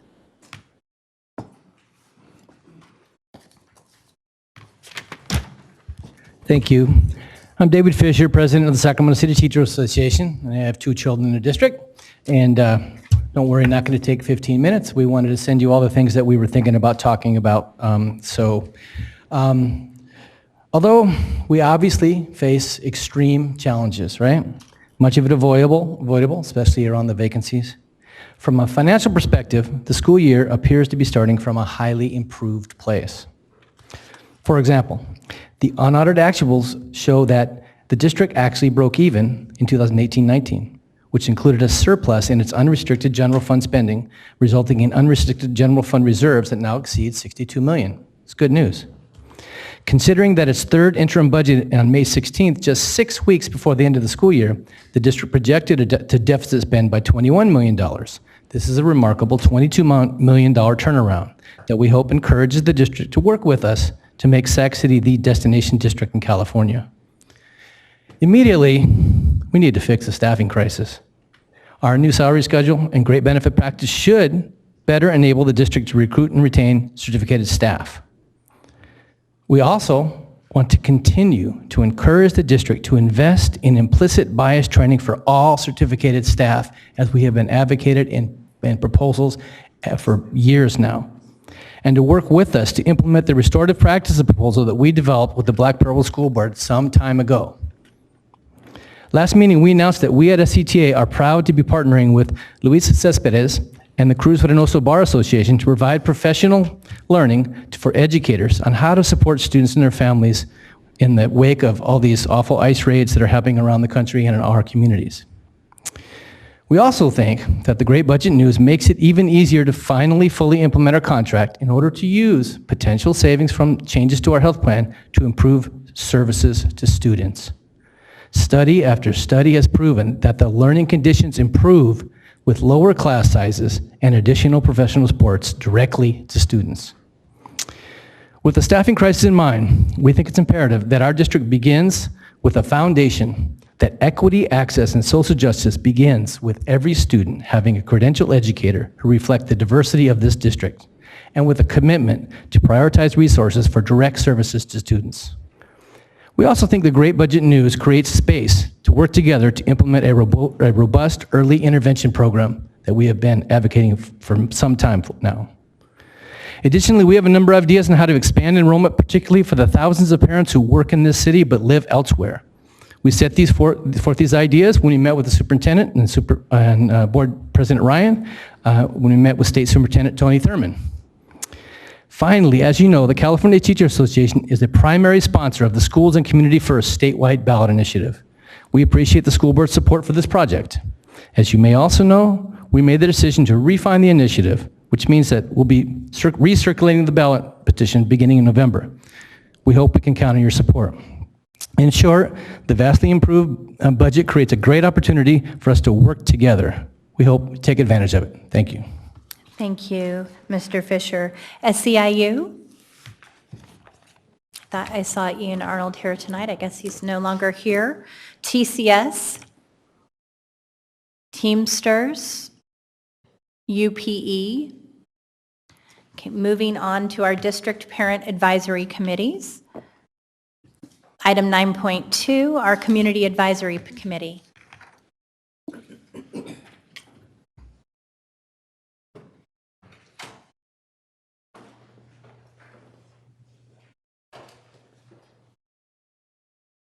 Good evening again, members of the board. So I wanted to introduce formally the members of our Community Advisory Committee. I'm the chair. My name is Kenya Martinez. Our vice chair, of course, is Renee Webster Hawkins. Our secretary is Sarah Williams Kingsley, and our treasurer is Rose McAlpin. Right? Did I say that right? Okay. Our first CAC meeting actually is happening September 24th. That's a Tuesday. I've shared with you before that we've actually changed our format. We will be starting the first hour with a format that is called Parent to Parent. That's a time for parents to actually communicate their needs with district staff and supervisors. And then the second hour we've dedicated specifically to the business portion of the CAC. We'll focus on budget, dyslexia pilot program, things of that nature. I just want to reiterate that we're committed to our membership and to community engagement. We invite members of the board to actually attend our meetings, the first meeting as well as the meetings for the rest of the year. Students receiving special education services are students first. And we invite community groups, and particularly ones who are focused on special education. So SCTA, the Black Parallel School Board, anyone else who's interested in attending a CAC meeting, members of the public, you're invited. If you want to share that common goal, which is student outcomes, achievement outcomes for students with disabilities, please come to a CAC meeting and partner with us. And I'm going to now turn it over to our specific executive members. And what's the time on that? Just is it standing every month? Which is it like every? I'm putting it on my calendar. Is it every 4? This Tuesday, the 24th, that's one selected date, but usually it's going to be on the 3rd Tuesday of each month. And actually in October, we will have our first all Spanish CAC. And the time? The time is 6 to 8 o'clock. Thank you. Sorry. So I think because of the board member comments, we're going to have to add some time. Add an extra 1 minute, please. Go ahead, please. I wanted to, well, you know me, I'm here all the time, but one thing Kenya didn't mention is that the meetings are held here, actually, in the other side of this room. And yeah, we would encourage members of the community, anybody who's curious, other parents of students with special needs to join us. And if they have questions, they can certainly follow us on Facebook. And our contact information is there, and there are some flyers about our meeting schedule at the back of the room. Hello, my name is Rose McAuliffe. I'm the elected treasurer. It's my honor to be here. And we're an advocacy group, parents supporting children with special needs. Inclusion is very important, especially for English learners and for children with speech delay. And so we're very, very supportive of any type of support we can give to these kids and include them, make sure they're included, because they're all students first. So thank you. Thank you so much. I did want to share with our CAC partners that I would love to be at the September 24th kickoff. I believe the superintendent as well. It is our all high school graduation, fall graduation that night. So we're obligated to be there to, honor our late graduates or our early graduates, depending on where we find them. But please continue to keep us informed, and thank you so much for your work. The District English Learner Advisory Committee. The Local Control Accountability Plan Parent Advisory Committee. We have a couple individuals from there tonight. Great. Good evening, board members. Superintendent Aguilar and President Jesse Ryan, good evening to you all. I'm here to just report out on the Lcap meeting. We met on August the 23rd. Let me find my notes. How is everyone doing tonight? Very good, thank you. Okay, so the Lcap Parent Advisory Committee held its first meeting of the year on August 26th, with half of the members returning from last year and the other half being newly appointed. Every board member's district was represented at this meeting. The agenda was full, which included a welcoming and ground exercise by the Family and Community Engagement Coordinator, Ms. Shawn Alexander, an overview of the Lcap process and anticipated updates of the Lcap template by Ms. Kathy Morrison, who is now working with the Sacramento County Office of Education. Go, Kathy. A presentation of the Public Education Leadership Program by the Superintendent and parent participants, Mr. Marco Martinez and Ms. Renee Weber Hopkins. an in-depth presentation of the draft report of the 2018-2019 Smarter Balance Assessment Test, showing our students' progress, plus an overview of the data portal by Dr. Ed Eldridge, Director of Strategy and Innovation. Our next Lcap Cac meeting is on Monday, September 23rd at 6 p.m. here at the Cerner Center. It is a public meeting, and we are welcoming active attendance by the community as we begin to work to prepare the new Lcap for the 3-year plan. Thank you again, Ms. LaShanya Brazel with the Lcap Committee. Thank you so much, Ms. Brazel, and thank you, Ms. Webster. Item 9.3, the superintendent's report. Thank you, President Ryan, and I want to be respectful. We are going to have our opening of schools presentation, and we will highlight in greater depth some of the things that I wanted to discuss. But I do want to start by thanking everyone and welcoming you to our first board meeting after we've started the school year. Very excited to have you here at our board meeting. I do want to make sure that I thank all of our team members, and I mean everyone from our principals, teachers, staff, custodians, for all of the fantastic work that took place over the summer and that I was able to see in many, many schools on the first day of school as all of our team members welcomed our students on the first day of the school year. In particular, our facilities and maintenance team members. Somebody mentioned John Cabrillo and Sam Brennan. I was there and got to see just the fantastic work and before and after in the playgrounds and other structures. I also want to thank our principals who worked with our educators, our teachers. I was at Pacific and saw a great team there welcoming our students in a red carpet kind of format, clapping for each of our students and their families, welcoming them back after a long summer. I've been fortunate to visit about 13 schools since Thursday, including Baker, Bernie, Burbank, Early Wine, Leotata Floyd, Matsuyama, John Morris, Pacific, Phoebe Hearst, Sam Brennan, Hiram Johnson, Nicholas, and Harkness.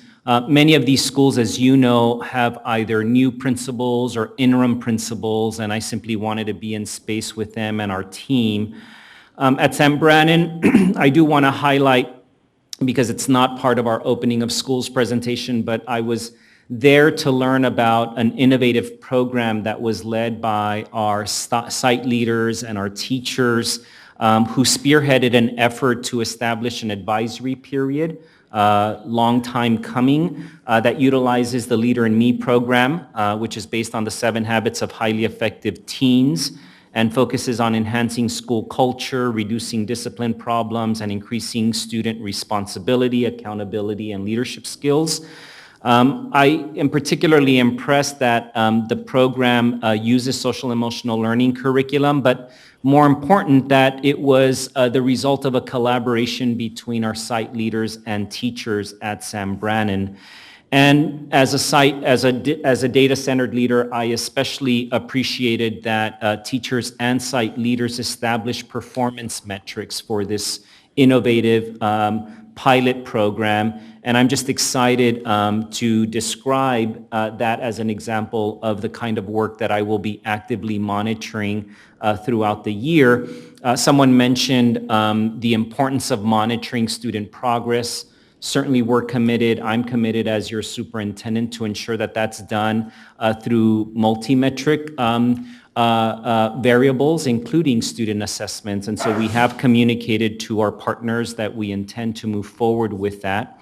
I also want to just encourage every one of our parents and guardians to sign up for the online portal of Infinite Campus. It is the site in which our parents, I as a parent as well, have signed up, where we're able to access everything from grades to test scores, attendance, classroom assignments, and other information that I think is critical for we as parents to monitor for our children's academic and social emotional well-being. And finally, I do also want to recognize our staff, our board for their commitment, the city of Sacramento for what I think will prove to be an amazing opportunity for our youth, and I think we will see it in better results in chronic absenteeism rates reduction, for example, which is the SAC-RT, and the fact that our students will no longer have to pay when they're writing SAC-RT. We will be hosting a launch event at McClatchy High School on October 1st to kick off the SAC-RT free ride program. And I think it's just another example of the kind of partnerships that will result in better student outcomes. And I'm excited that will be moving forward. So with that, I will yield back to you, President Ryan. Thank you, Superintendent Aguilar. Item 9.4, the President's Report. I do want to just thank all of the incredibly dedicated and hardworking staff that made our first day of school such a success. My 2 children came home from their first week of school and said it was the best start to the school year ever, a testament to the incredible community of support that they have and the 2 amazing teachers who are doing everything in their power to make sure that their confidence in academic achievement reach their full potential. I did want to share a statement tonight because I think it's so important as we continue to look at how we build the kind of Sacramento City Unified School District that parents, families, and students will be proud to be a part of today and for years to come. For so many individuals like myself, public education has been a pathway out of poverty and achieving the American dream. However, educating our children is not simply about individual student achievement. It's about growing the next generation of leaders, workers, and educators who will serve an increasingly complex society. But in today, the nation, it's bombarded with divisive rhetoric. In many ways, it feels as if our future is on the line. As school districts across the state grapple with deficit spending and underfunding of public education, it becomes effectively a zero-sum game, with stakeholders fighting over scraps rather than working together to build great schools. While it's tempting to demonize parties rather than look for points of commonality, strong labor management collaboration has been documented to be the most critical lever in transforming public schools. In districts that have embraced this collaborative model, collective bargaining has provided a pathway for teachers and administrators to work together to find solutions to budget challenges and create opportunities for our students. Through shared responsibility for student success, hardworking teachers, aides, custodians, bus drivers, and administrators celebrate what's working and have shared ownership of what needs improvement. These partnerships acknowledge that we are all on the same team and that students flourish under a culture of collaboration, not division.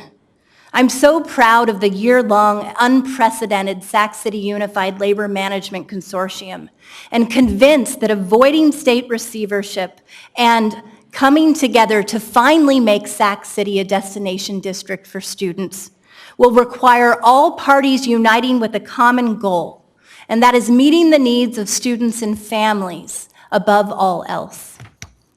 Item 9.5, the student member report tonight will be by Student Board Member Ang Olson. Thank you.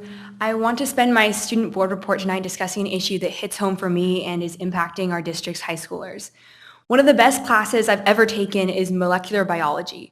That one class with Mrs. Coleman succeeded in changing my outlook on science, restoring my confidence in my ability to succeed in science, and instilling an interest in biology that has since never left. That to me is the epitome of what school should be like. Our classes, our teachers are there to guide our educational journeys and inspire future discovery.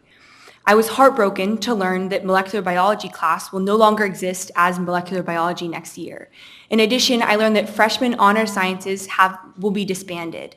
The intention is to have all students learn by one course to equalize the playing field. In effect, this narrowing of course selection will put all freshmen in the same general biology course, and it is my understanding that similar efforts are targeting English and math departments as well. It is all an effort to be equitable. Now, what is equity? The word gets thrown around a lot and sometimes misunderstood. Equity is defined as fairness and justice.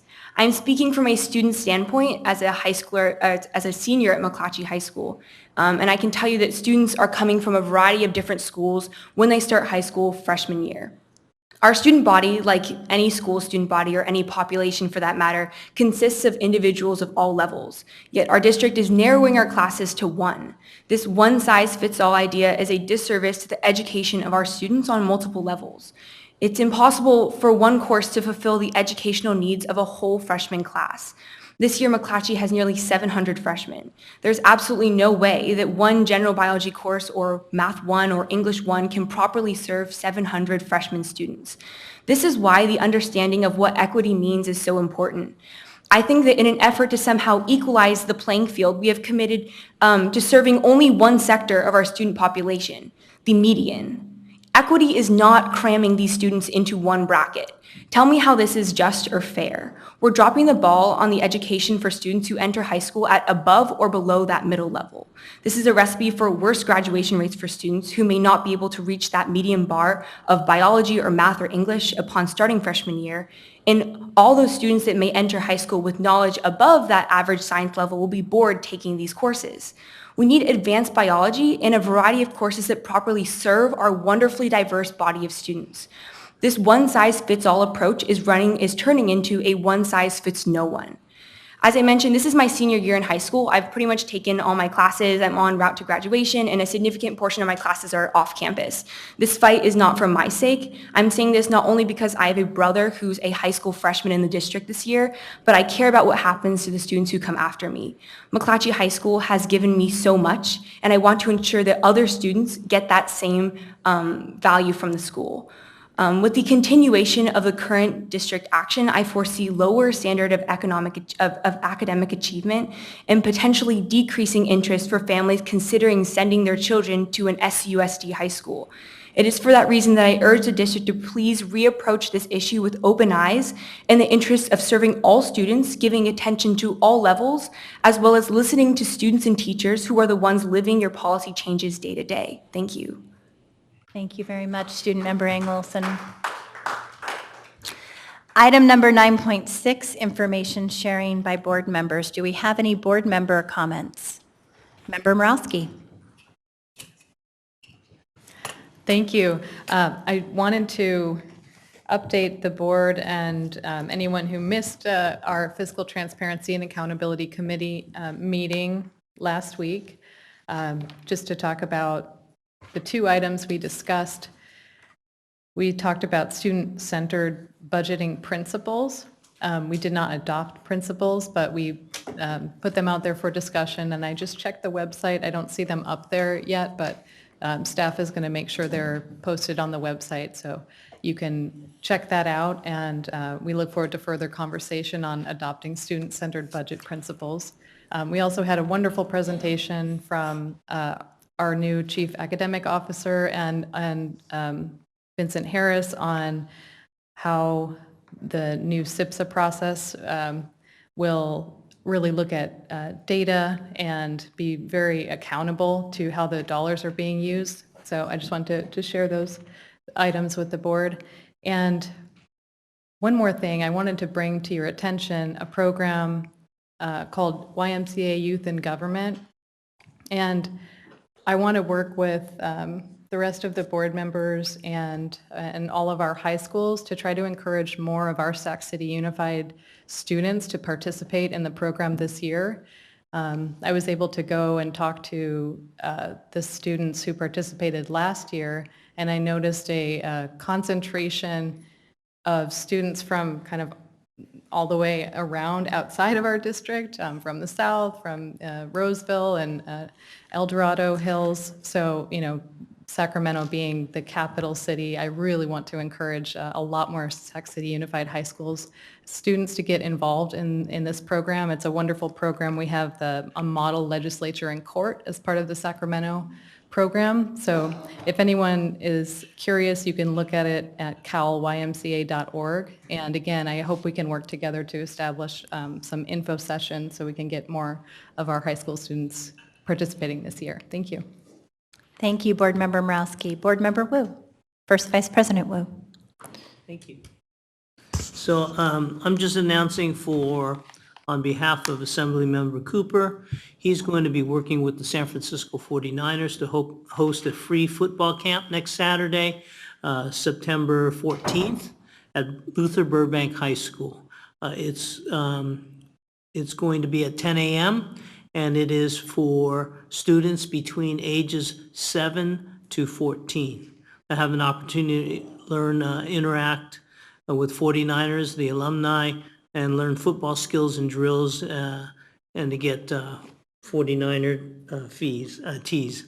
Anyway, 49er fans will be here at Luther Burbank on Saturday the 14th for students 7 to 14. Thank you, Board Member Wu. It looks like that's all of our board member sharing. Item 10.0, Board Workshop Strategic Plan and Other Initiatives. Item 10.1, the opening of the school year. This evening will be presented by Vincent Harris.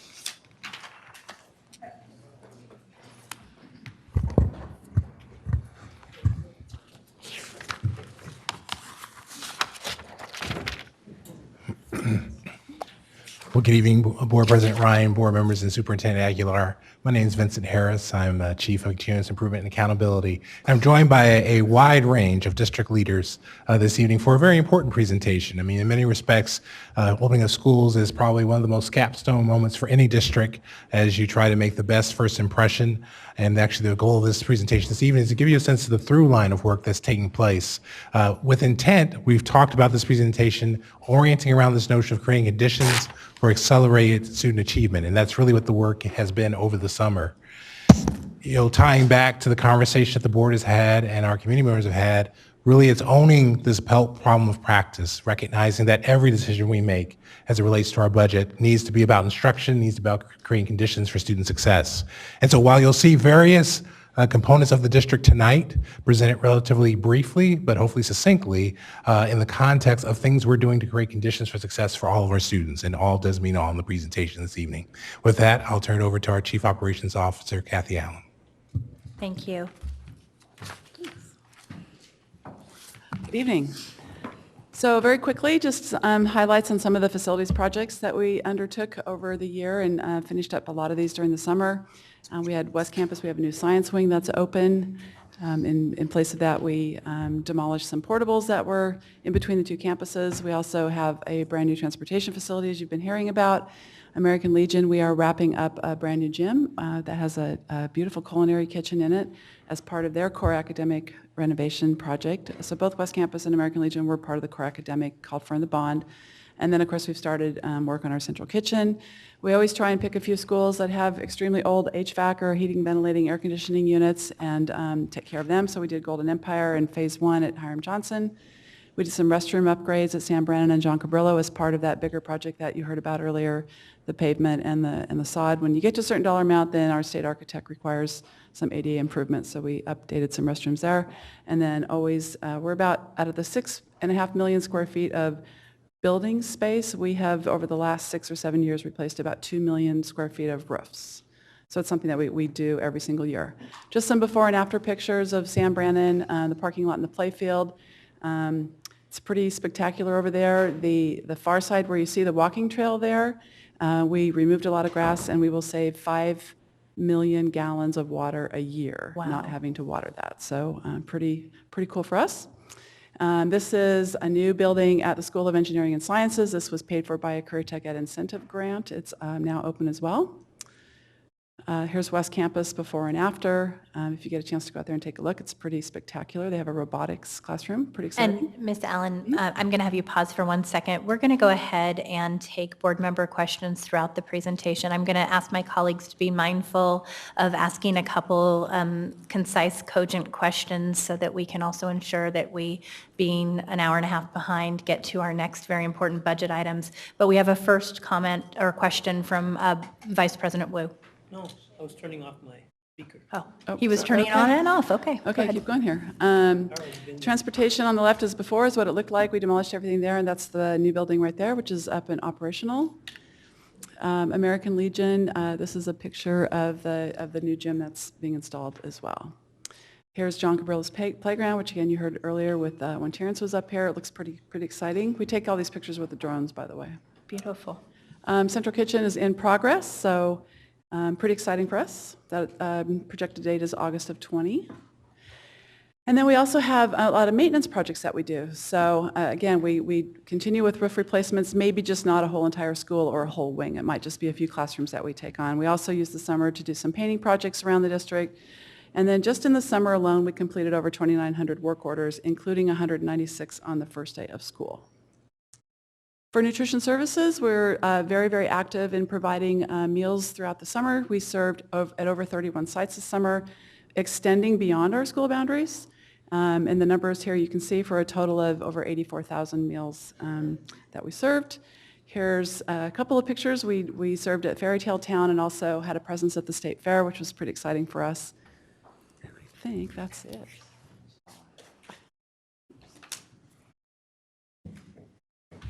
Good evening. This first slide captures, sorry, one page. It's okay. This first slide shows fiscal year comparisons of our staffing and personnel transaction activities in preparation for the fiscal years noted in each column. In looking at the certificated attrition column, there was a 32% increase in the number of teachers leaving district service, which was primarily due to resignations and retirements. As we look at the bottom portion for transactions processed, we see significant increases in these areas. This was due to a number of factors, including changes in our position control process as recommended by FCMAC. Also, the reevaluation of certificated salary placements and a newly implemented sports program for our elementary segment. This slide captures substitute staffing data for the first day of school for the past 4 years, which, as you can see, has been fairly consistent with an average need of 123 teachers on the first day of school.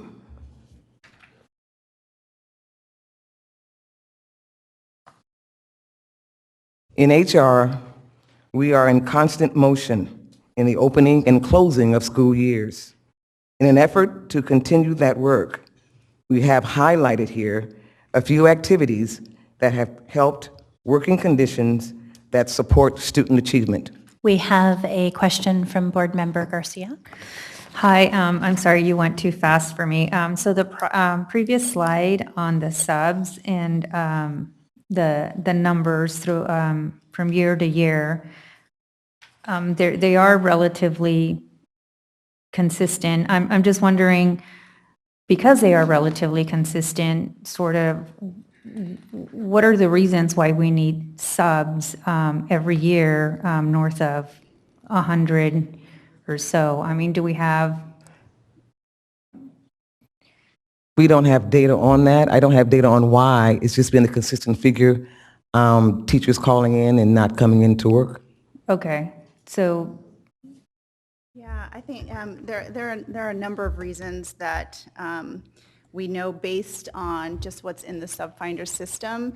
As Roxanne says, there are categories that teachers can note for an absence, an illness, a personal necessity, of course. We know that first day of school also has some substitutes in positions where we've not yet staffed the position. We know that there are substitutes in positions, some of which are our laid-off teachers that have priority to come back. And we know that there are some substitutes on the first day of school that sites get to have some additional help, some additional support, kind of roving subs. So a number of reasons. Okay, so I was just looking to get an understanding of extra support.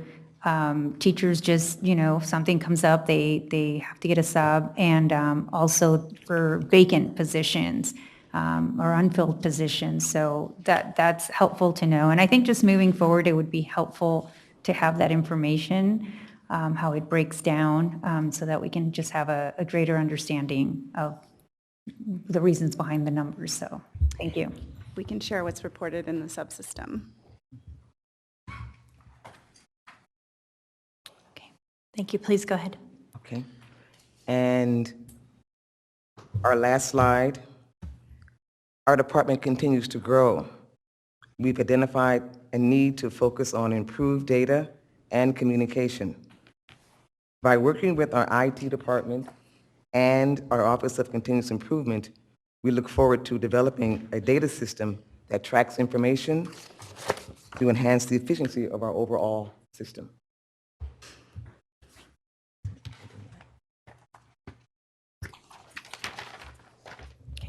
Thank you very much. It looks like we have one more question for you from Member Morowski. Hi, I just wanted to ask on staffing, are there specific goals that we have set in place? Are there performance metrics that we would measure against? Are there, what's acceptable versus unacceptable? What's an outlier? Thank you for asking the question. Part of the work that we're engaging in around continuous improvement related specifically to staffing, and as you can see, is cross-departmental, will be to look at other districts as well, but also to improve knowing where we have been the last few years. We certainly want to get to a place where we can ensure that schools are staffed exactly as principals would want them to be staffed so that students have what they need. So part of our continuous improvement process and cycle that we'll go through will help us to identify metrics. Part of the data system we want to create really looks at something where, whether internal or external, individuals will be able to go and see, where are we at my school, at this grade, at this subject area, so that that communication happens fairly instantaneously as the positions are changing. Mm-hmm. Well, that sounds like a really needed improvement, and to be able to monitor that and report. I am concerned about where you see a little bit of a concentration in subs at the first day of school. I'm thinking of McClatchy in my area, where I've heard anecdotes of students having multiple subs for their first day of school, and I know we look at data overall and everything's sort of statistical, but for those individual students, they're fully experiencing the absence of a qualified teacher ready to teach on day one. So I think we need to pay attention to those operational issues, and I'm glad we're going to focus more attention on tracking and establishing performance metrics for that. And I would ask that we be regularly briefed on how that's going over the next few months. Thank you. Absolutely, fair enough. Thank you, Member Morowski. And I actually did also have a couple questions for Kansi, if you don't mind.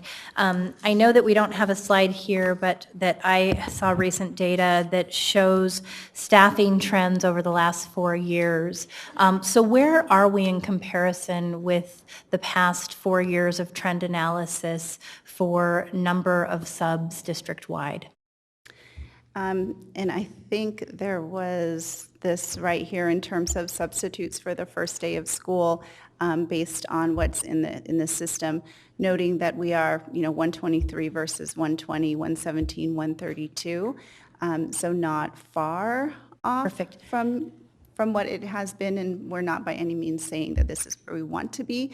We were just sharing the data that we have for what has happened. So thank you, and if we can stay on that slide for a minute, because I think it's so critically important. I think Member Morowski's points are so well taken, particularly at the 2 school sites where we've seen disproportionate impact, at Rosa Parks and at McClatchy. I definitely want to ask if you can walk us through, for those of us who aren't staffing experts, how both one-stop staffing and the delayed surplus process impacted impacted our ability to fill vacancies? So the one-stop process that takes place, which is an opportunity for school sites, once they've received their budget allocations, to meet with their school site councils and determine their need for the following year, takes place in January and February. Took place in January and February. Based on that information and on staffing to the contract, as you all know, layoffs took place in March and final layoff notices for certificated in May. And through that process, we certainly are looking at ensuring that both for the next school year as well as those individuals who were unfortunately affected by layoffs and reductions is in place. So when that happens, we then need to engage in a surplus process. And generally we have a surplus process almost every year anyways. There are shifts and changes that happen based on the one-stop, and sometimes there are individuals who just voluntarily want to go to a different site, so they engage in self-surplus. Surplus took place this year at the end of June 28th. And that... When does it normally take place? Can you please repeat that? Yeah, this year it took place at the end of June 28th. The contract indicates that it takes place at the end of April, but given that we were in layoffs, we were anticipating having it take place at the end of May. And how does that compare to other districts? All districts go through some sort of a surplus process. Sometimes the timelines are different. They might have different lengths and periods of time in which for it to take place. But a surplus process allows the current employees to come in and have some options and selections if their position doesn't exist for next year or if they'd like a change. So that has to take place first so that those individuals who are already employed, who will be employed for the next year, have an opportunity to identify an assignment. After that takes place, then we know what the vacancies are. We know what needs to be posted, and in this case, not just posted, first offered to laid off employees who we of course want to bring back if at all possible, and we have been engaging in that, offering those positions to laid off employees, and if not, then posting the positions. So the delay definitely impacted. We started later than we would have, about 4 weeks or so. So those are things that play into, or that did this last year, into getting us to the first day of school. Okay, and I think we have a couple other questions from Board Member Morowski and Board Member Minnick. Oh, okay. Board Member Minnick. Okay, thanks. So I just want to clarify a couple things. One, as we're looking at this slide, the fact that we started this surplus process a month late, or a month later than planned, the fact that our amount of substitutes on the first day is about the same as it's been in previous years, I think is a testament as to how hard you were all working to make sure this happened on time, so I appreciate that. It's still way bigger a number than it should be. We shouldn't have that many kids with substitutes on the first day, but the fact that it didn't deviate from the norm, even though we started so much, kind of far behind, especially when other districts are starting the process so much earlier anyway, just because their calendar year is different than ours. But I'd like to maybe you or the superintendent to explain. You talked about how it was going to be, it would have been 2 months earlier, and then we had kind of the process of the budget stuff and the layoffs and whatever. But can you give us some sort of give everyone kind of some clarity as to what dropped us back another 4 weeks from being able to implement the surplusing process when it was so important for those teachers to know where they were going to be stationed the following year? It seems like that would have been a high priority. Can you explain why that was 4 weeks behind? Yes, part of the reason we want to do it when school is taking place, and as I said in the contract, it says by April 30th unless something is agreed to. And given that we were in layoffs, in fact, layoff hearings happened through the month of April into that last week. And so we had identified the end of May for that to take place. And because it's easier to get a hold of teachers in terms of being able to offer the positions and know, as opposed to when you get into summer, it's more difficult, right? Individuals have plans and they're doing things, as they should, rightly so. And so that causes a little bit of delay because we have to ensure that we're reaching out before we move on. We're reaching out and getting responses before we move on to engage in that rehire process to be able to then know what it is that we need to work towards filling. And again, this year it didn't take place until end of June. Ms. McCarn, I think what Member Minnick is asking too is if you could be more specific in terms of there's language in the contract about when it needs to take place. This year we were going through hearings and we anticipated that it would take place, I think you said by May. The end of May. And it didn't take place by the end of May. Can you describe that process? Yes, it didn't take place at the end of May, which was when we had identified with our labor partner when it would take place. There were some concerns with that. Ultimately, they did not agree that it would take place then.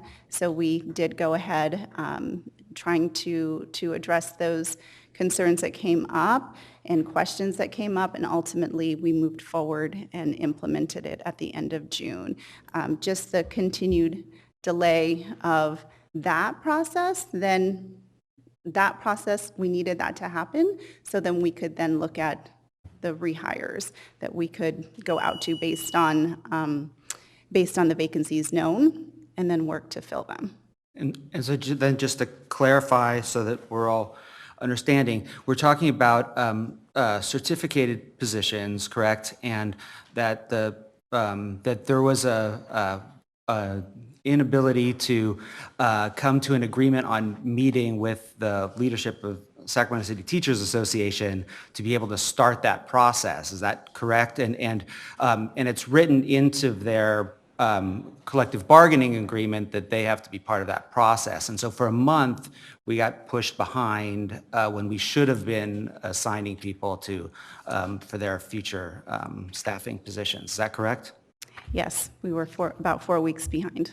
I just wanted to make sure that everyone is clear that it wasn't, it didn't end up that extra 4 weeks behind because of any issue on part of our staff here. It was an issue with coming together of the leadership of SCTA, correct? Yes. Okay, thank you.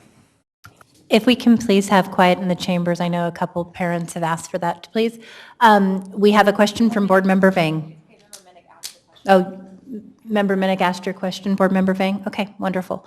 Looks like we don't have any other questions. Please proceed. Sorry, just one more question. Can you constantly explain, before a job gets posted, it has to go through surplus and then goes to the list of employees that were laid off, right? And so we have to go through that process before a position can be posted, is that correct? Yes, so a couple of things. It definitely needs to be offered to laid off teachers who have the appropriate credential based on seniority to see if that's a position that they want in terms of rehire. We have an obligation to do that for the next, up to 39 months. And then the position can be posted. If there are new positions that come through the system, there are a number of other steps that have to happen for a new position. For example, once a requisition is submitted for that new position based on the site determining a need, it then goes through cabinet to have an approval. It then goes through a pretty comprehensive co-developed process. Pretty comprehensive co-developed process where, because of where we're at, all positions are looked at to ensure that the fiscal impact of those positions would be. And so we partner with SCOE in that. And in going through the entire process, once it comes back and all of that is approved through budget, then we're able to look to see if we have somebody who could fill that position from a laid-off teacher, or if we need to post. So 2 paths, one for new positions, those additional steps, as opposed to filling a vacancy. That's the process that we go through. Thank you, Ms. McCarn. And I think That is all the questions we have from board members. We're going to go ahead and continue through the presentation. And, you know, I just want to thank everyone. I know that this is a lot of information that we're trying to get for the start of schools. And at the end of the day, I mean, each and every one of these components to the healthy start of a school year should be about how do we meet the needs of our students. And I appreciate that while we're having to have difficult conversations about staffing and budget tonight, ultimately it has to be through that lens. Thank you. Good evening, everyone. So summer is one of the busiest times for the business office. Not only are we closing out the final year's financials, but we're working in anticipation of the start of school. And we provided some statistics tonight on what we do in anticipation of the start of school, in addition to what Concy referenced with the approval of positions. The business office worked since May. We received close to 1,900 requests for purchases that stemming from supplies to textbooks, food, and other items needed for the start of school. From that, we issued close to 1,200 purchase orders and service agreements. And the Purchasing Review Committee reviewed about 20.9 million of those requests. And we've so far to date processed about 2,200 invoices amounting to 20 million for this school year. Oops, sorry. In addition, we have the responsibility in our division to review bell schedules for all of the school sites to ensure compliance with contract and legal requirements. Those were all reviewed and posted. There's a total of 75. Our print shop has received numerous orders in anticipation of the start of school from both school sites and departments. And we've also provided many trainings to staff and partners in anticipation of all the rules that are required for the start of school.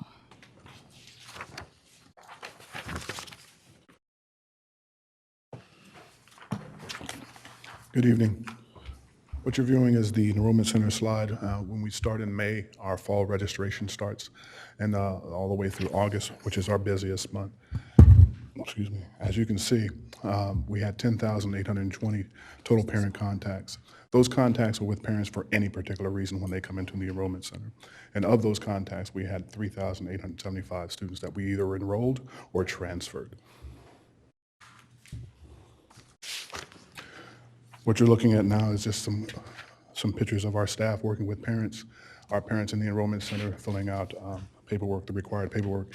I want to first thank the IT department, Elliot and Rhonda Rohde. They incorporated a program 2 years ago that allows us to give our parents numbers when they come in, so that it keeps the calm when parents know exactly where they are in line and when they should be called.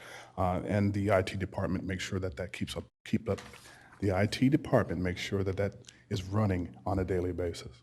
I also want to thank, and we don't have a slide for that, is Victoria Flores and her department with the IZ Clinic. Those are individuals that come on Thursdays that would not normally be able to register their students because of lacking those shots.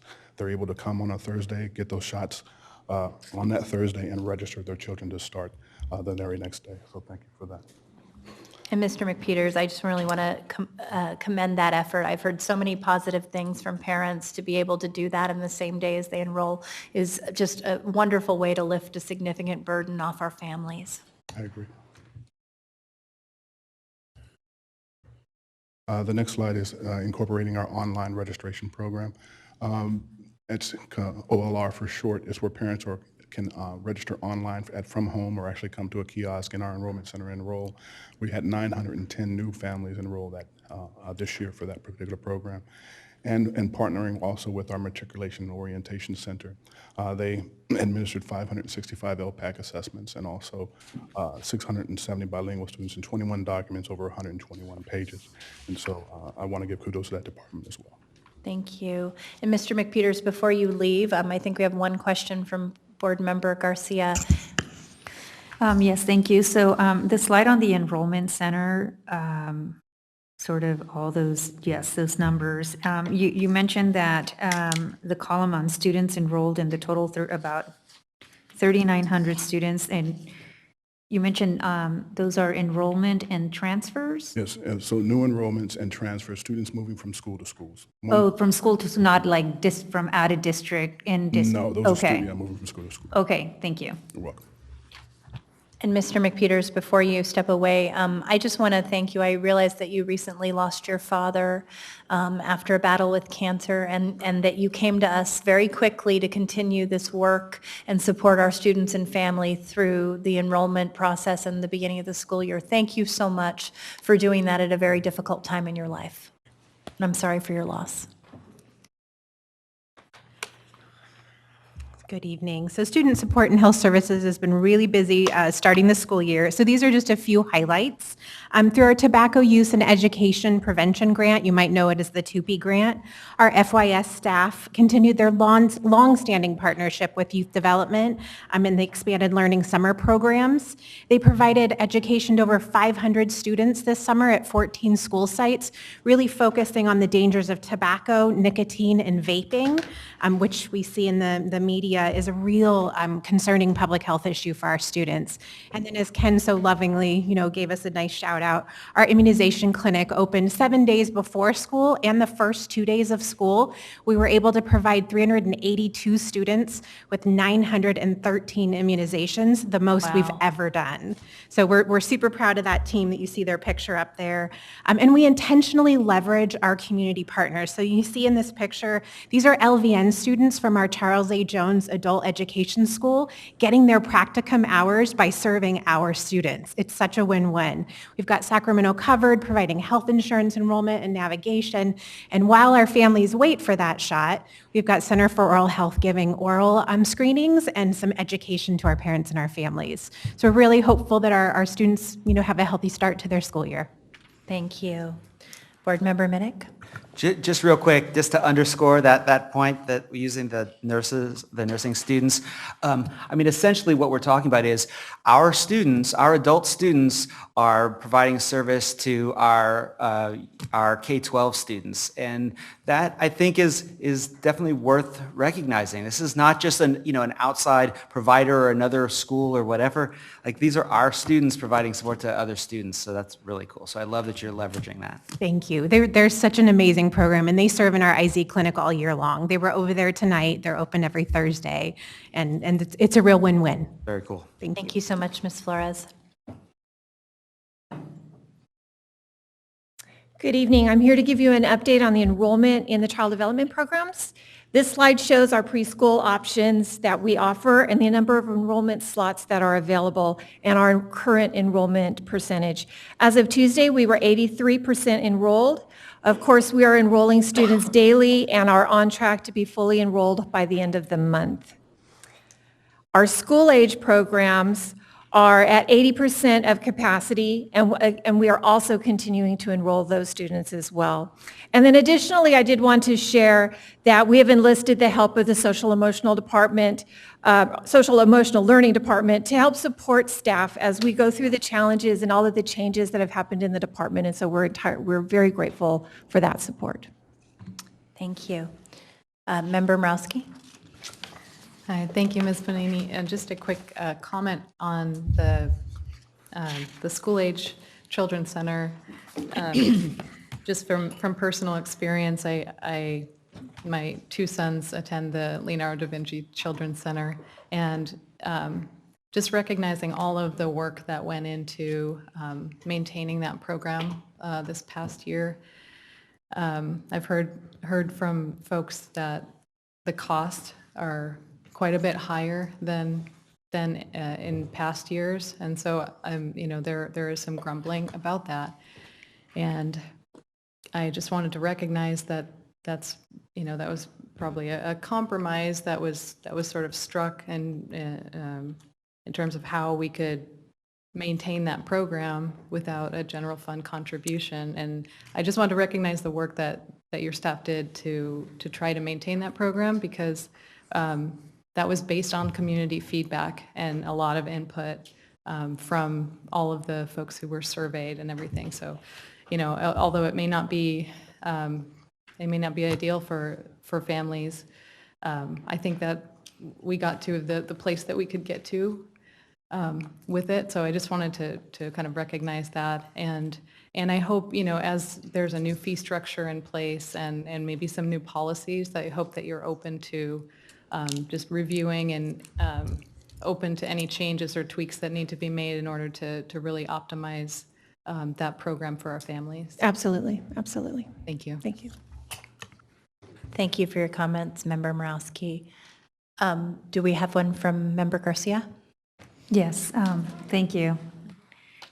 So on the school age children's center slide, and then that one, you have the number of students who are registered, but I'm wondering how many slots are available. One of the things that I hear is the lack of availability of on-site after-school care for our kids. So I just need to sort of get an understanding of what is the capacity, what's enrollment, and what is still available. So it depends on which center we're talking about. So Leonardo da Vinci and Martin Luther King are just about at capacity. We are full at Martin Luther King. We have about 10 slots. No, we only have 5 slots available at Leonardo da Vinci.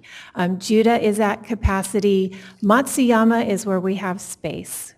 So we probably have room for another 20 kids at Matsuyama. We find that traditionally that center is actually the last one to fill. So it's still parents working out what their need is going to be, and then they come to us once they finally know what that need is going to be. Okay, thank you. And before you step away, I want to thank you also for working with us to find a solution to be able to retain highly certificated staff that are very experienced and have training that is far beyond some of the after-school programs that we would have if we contracted in other fashions. So it is a bit more expensive with the model to break even, but I appreciate your efforts to do that. Thank you.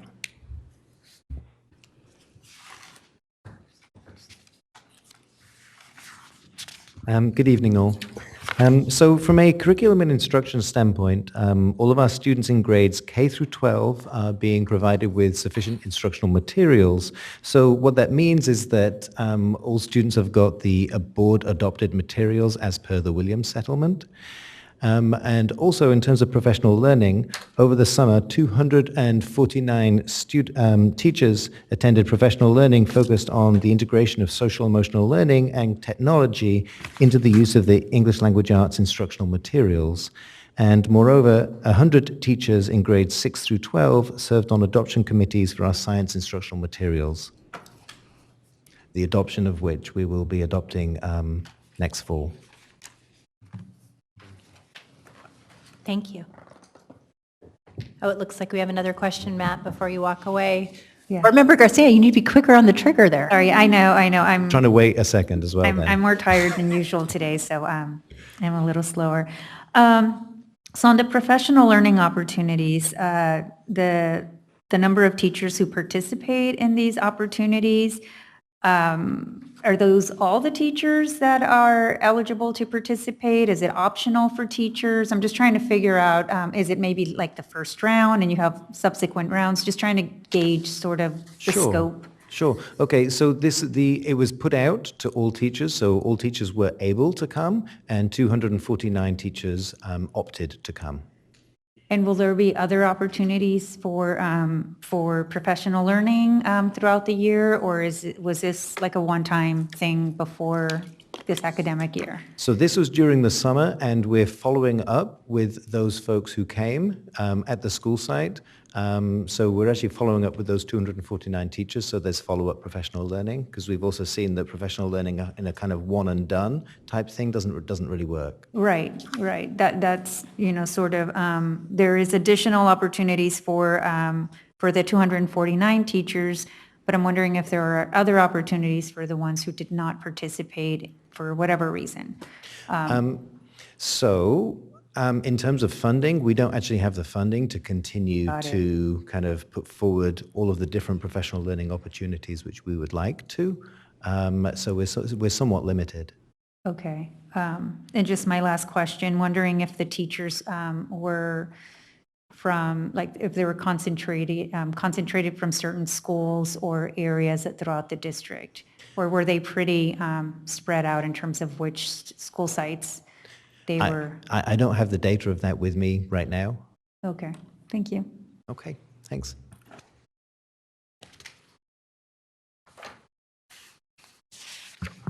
Good evening. So I'll provide a very brief master scheduling update. So before the beginning of the school year, it's very important for us to reconcile any coursework that took place over the summer. As you know, we didn't have an ELSP program this year, but sites still opted to host summer school. So as a result of that, we had 680 courses completed during summer school, and we saw that we had an increase of about 10% of the students who took a course starting the academic year back on track for graduation, and about a 4% increase of those students who started the year on track for A through G. So this last year, we worked very diligently with all of our high schools to standardize a timeline for master scheduling. So the goal was that everybody had a pretty complete master schedule before the summer. And as a result, as of the day before school started, we had about 96% of our students with a complete schedule, and that's defined by being enrolled in periods 1 through 6. As of today, that number has crept up to about 98%. Keep in mind that includes seniors who are currently taking courses at the community colleges. We have students that are transitioning out to the alternative ed sites whose schedules are still in flux, and some students, there's one more, alternative ed, the community college courses, and some online courses that are still in the process of being input into the schedule. So we were very pleased to see that at day one, most students were in classes immediately when the bell rang. So that was a great improvement from last year. And this year will be our baseline, so we'll see where we are next year. We've now built the infrastructure to be able to monitor that. Christina, can I ask one question about your data point? Are you able to tell, so this is very impressive with the 10% increase in the number of graduation on track students who participated, and then A through G on track students who participated. Were you able to also in total numbers show the number of students who went from off track to on track for high school graduation or A through G completion? Yes, that's what that data So point. that is that data Of the point. students Okay. who took a credit recovery course, we saw that 10% of those students went from either subject borderline or off track back to on track for graduation, or subject borderline to from off track to subject borderline to on track for A through G. So it's much smaller. Keep in mind, last year we had about like 3,000. Because of the LSP. Course Yeah. completions, but even with the limited number of students taking credit recovery courses, we still saw some improvements.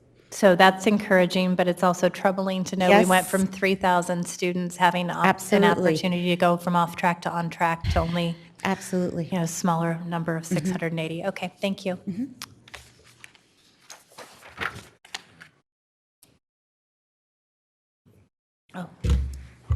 Good evening. Creating optimal conditions for accelerating student achievement requires leaders who are socially and emotionally prepared to cultivate a culture of care. It's with this in mind that our leaders on August 6th and 7th participated in learning around some self-care strategies, as well as strategies on how to cultivate and strengthen belonging and strengthen relationships on their campuses. So leaders learned the importance of regulating a dysregulated state. As we know, leaders cannot have those effective, meaningful conversations and discourse on equity, access, and social justice if they too are dysregulated. So they spent time learning self-care strategies in that day and a half so that they can best attend to the people under their care, their students, their teachers, and their families. They also spent time learning about the impacts of adverse childhood experiences on their students, and also were reminded that as leaders, they are the gateway to hope and opportunities for their families and their community. And at the conclusion of their learning, they spent time together collaborating and planning for how they were going to implement a culture of care on their campuses. And I'm happy to share that as a result of that training, we've seen a lot of our leaders being really intentional and explicit about going back and sharing some of these strategies with their staff, as well as their students. Thank you. Thank you so much, Maisie.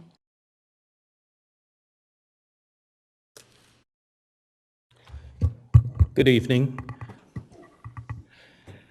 As many of you know, youth development summer is a very busy time for us. We celebrated our 9th annual Summer Matters program, which we're excited to go into 2020.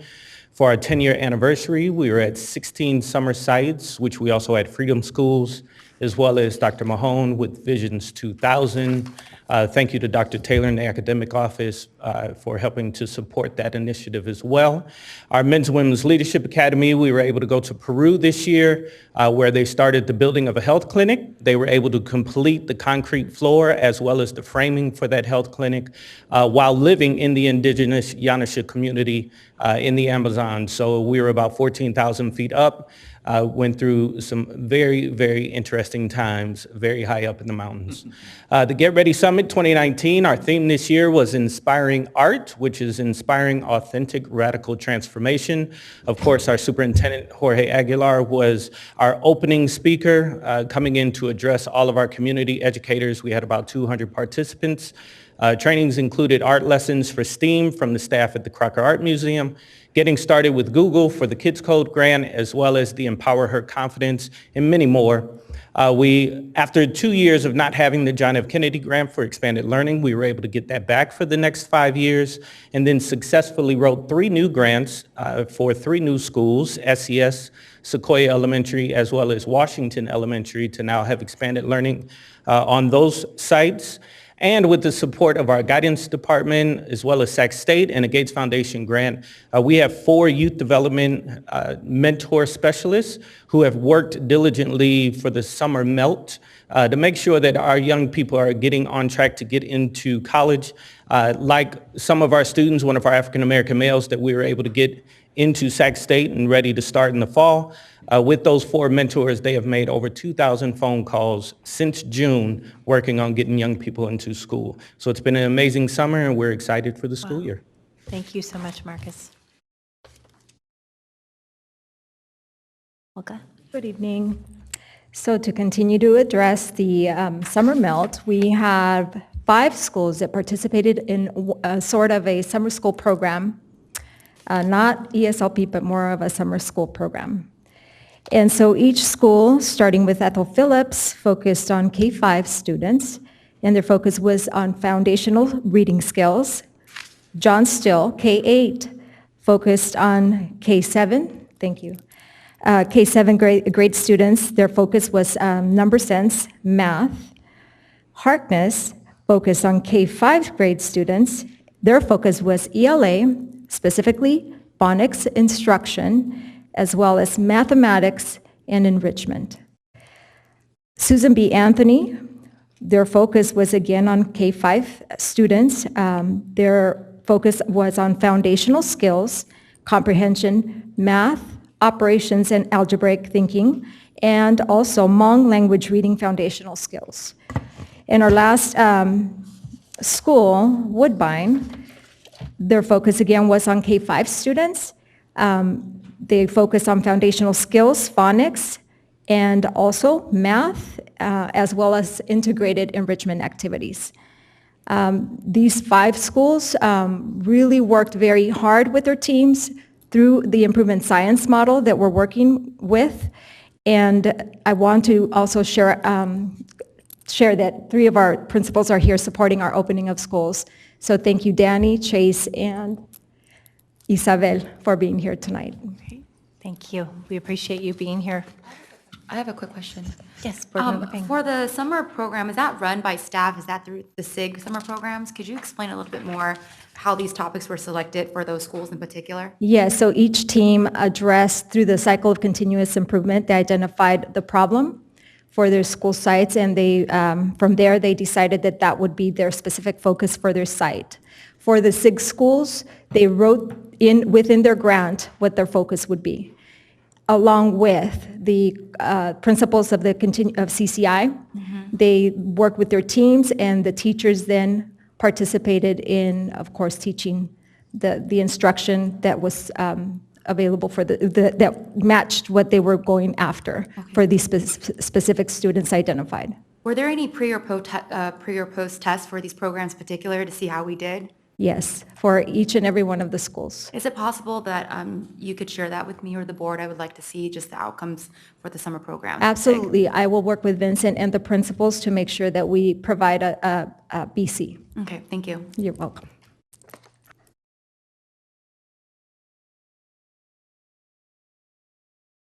And good evening again.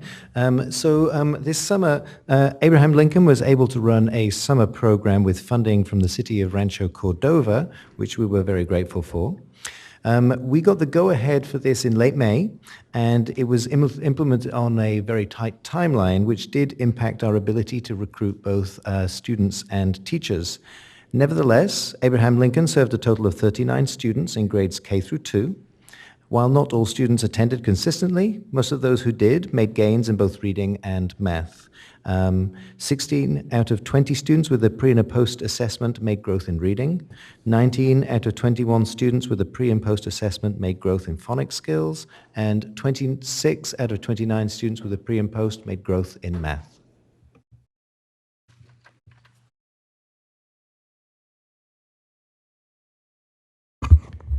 And with that, we'll conclude the presentation, but again, we'll echo Board President Ryan's points. The relevancy of this presentation was all about creating the conditions for success for our students and accelerating student achievement throughout the school year. And with that, thank you for your attention. Thank you very much. We appreciate the efforts of the entire team.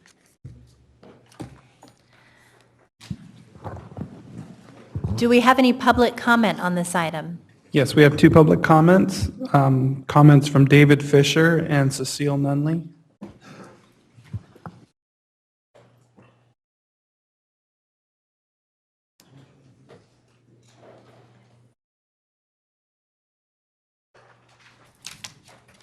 Started? Okay. Yes, go ahead. Hello, I'm David Fisher, President of Sacramento City Teacher Association. Apologize for shouting out earlier. These layoffs are super traumatic, and I sat with these hundreds of teachers and held their hands sometimes, and they were crying. Look, layoffs are the reason, and that's what Conti told you at first, until 4 or 5 people had to get her to say that it was because of us. They complicate things, and when you lay off when they're unnecessary, it complicates them even more because they're going to be rescinded. And the reason you know they're unnecessary is because they were all rescinded. We needed all those teachers, except for the third of them that left for the other districts. So to be clear, we were holding it up because what we wanted to happen was you to rescind the layoffs so that those people, before the surplusing, because what happens, and what did happen, and what happened to one of the teachers we talked about, is teachers get laid off, their positions then become open to the surplusing, and then people take their positions, then you rescind them, and they can't go back to their positions anymore. So there's logic behind that, and so it seemed like kind of really trying hard to say how much they blamed us, but there was some real good reason behind it. The other reason was the accuracy. The one we talked about, a lot of people we didn't think needed actually by the numbers to be surplus. It turns out to be true in many cases, and a lot of them we're trying to get back. I want to finish by saying we have another opportunity coming up. You heard the Theater Judah teachers talking about. We also will delay that if it means you're going to move people you don't need to. Theater Judah is not over. It has room. It has lots of room. You just might need to do something and add a teacher. There's lots of opportunities to work together to diminish what the impact on students. So thank you for your time. I just wanted to say that another opportunity is coming up. Hopefully we can work together to diminish the impact on students. Thank you, Mr. Fisher. Board Member Minnick? Just real quick, Mr. Fisher, I just wanted to thank you for coming up and clarifying, because I did get some clarity from Ms. McCarn, and I think it's just helpful for us to understand kind of the rationale for why you may have chosen to stop that process at the time, and we may not agree that that was the right decision, and that's fine. But I appreciate you coming up and explaining and giving us some clarity as to what the rationale was for you doing that. So thank you. Right. Ms. Nunley? Well, I think first off that all of the staff that stood up here, they really are amazing, and you guys should be internally grateful to all of the staff that stood up here, especially because they almost had to stand up here for an hour. So they did a great job. There's a couple of things that I am concerned about. However, one of the things, I believe it was on the slide talking about professional learning opportunities, and they offered, but it was only 249 teachers that took advantage of it. I'm a little concerned given that the district has over 2,000 teachers, but yet only 249 avail themselves of this whole professional learning. And that seems to be something that happens quite often. The other thing that was a little troubling, given that we've talked about this, I think, at the PELP, and we had those issues coming up with regards to focusing on student achievement. And we talked about that, and we talked about the report card for the board. And it seems that most of the questions, or a lot of the questions for a time, started delving into the transactions. How does this process work? How does that process work? What this, what that? And that, all of those questions about process were not really about student achievement, and it goes back to most of the board time needs to be on the student achievement and the hard work that these people were really doing. And it just seemed that that got lost in the shuffle. Thank you. Thank you, Ms. Nunley. Very fair point. So we have no other public comments at this time? Okay. So we're moving on to our next item, item 10.2, the facilities ground and current herbicide application procedures, which will be presented this evening by Kathy Allen. Thank you. Good evening, President Ryan and members of the board, Superintendent Aguilar. I'm joined by Alan Contreras, our Manager of Facilities Maintenance. I'll wait here. So this is really a part one of what could be at least two, maybe three times that we'll have in front of you to talk about, what our current practices are and what we're moving forward with some pilot work, and then maybe share some results at a future board meeting.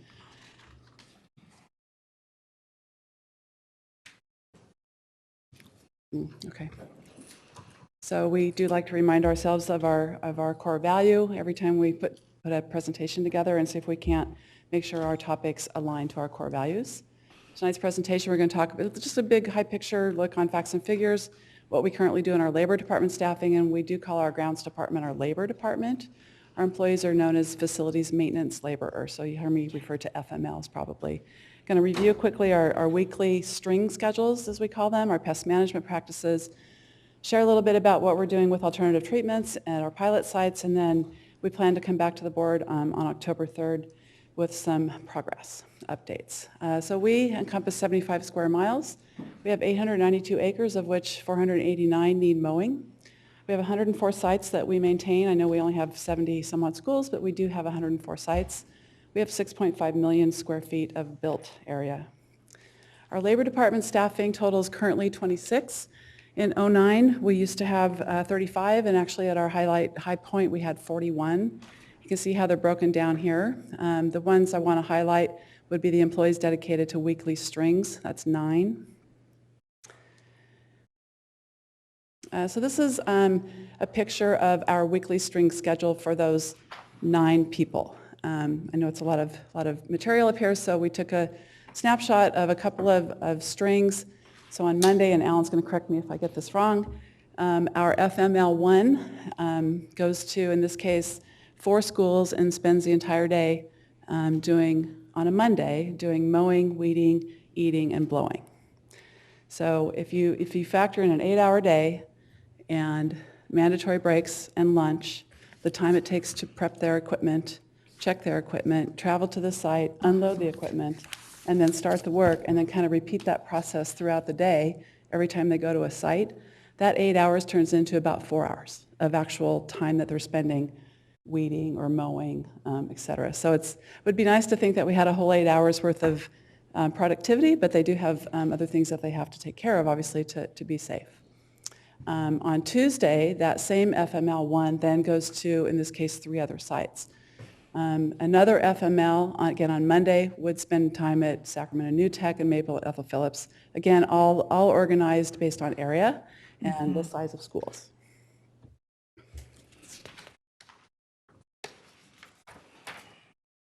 This kind of goes into that a little bit more. So that Monday, again, is mowing, edging, weeding, and blowing. The second Monday, that person comes back to that same school, does some pruning of shrubs and landscaping. The third Monday, they come back and they work on trees. The fourth Monday, they spray fence lines with herbicides, and then as time permits, on an average of about once every couple of months, they do spray blacktops and backstops, and then also overgrown fence lines. So we also have a crew that goes out on our big mowers. We have 4 what we call gang mowers. No spares right now. They cost about $120,000 a piece, so we're constantly, duct taping them together. Yeah, it's a big investment. So same concept here. We have 4 mowers on Monday. Mower number 1 goes to those 4 schools. You can see the acreage that they're required to mow. Same process, right? We have to unload trucks every night because things get stolen. We have a lot of vandalism, even behind locked fences and gates, so most everything has to be put away. So it's not just show up at 6 in the morning, jump in your truck and go. You got to load up everything. We have a heavy crew, again, more facility maintenance laborers. These guys all day long run around and pick up piles of leaves or tree branches that we've trimmed during the week. They also run to the dump 3 to 4 times a day, not only with that kind of stuff, but we clean up transient camps that pop up all night long around the district. We also pick up and move all the furniture that we are assisting principals and other sites with, and then we will also work with other departments if they've got a project going on where we need to provide the type of equipment needed to make that job a little bit easier. We will also, that crew also patches blacktops, so they don't do whole-scale blacktop replacement, but they will go and patch a hole if one is brought to our attention. They are also the ones that get on top of buildings and clean gutters and rooftops, et cetera. We have 2 pest control specialists. We're required to follow the Healthy Schools Act, which is outlined in the California Department of Pesticide Regulations.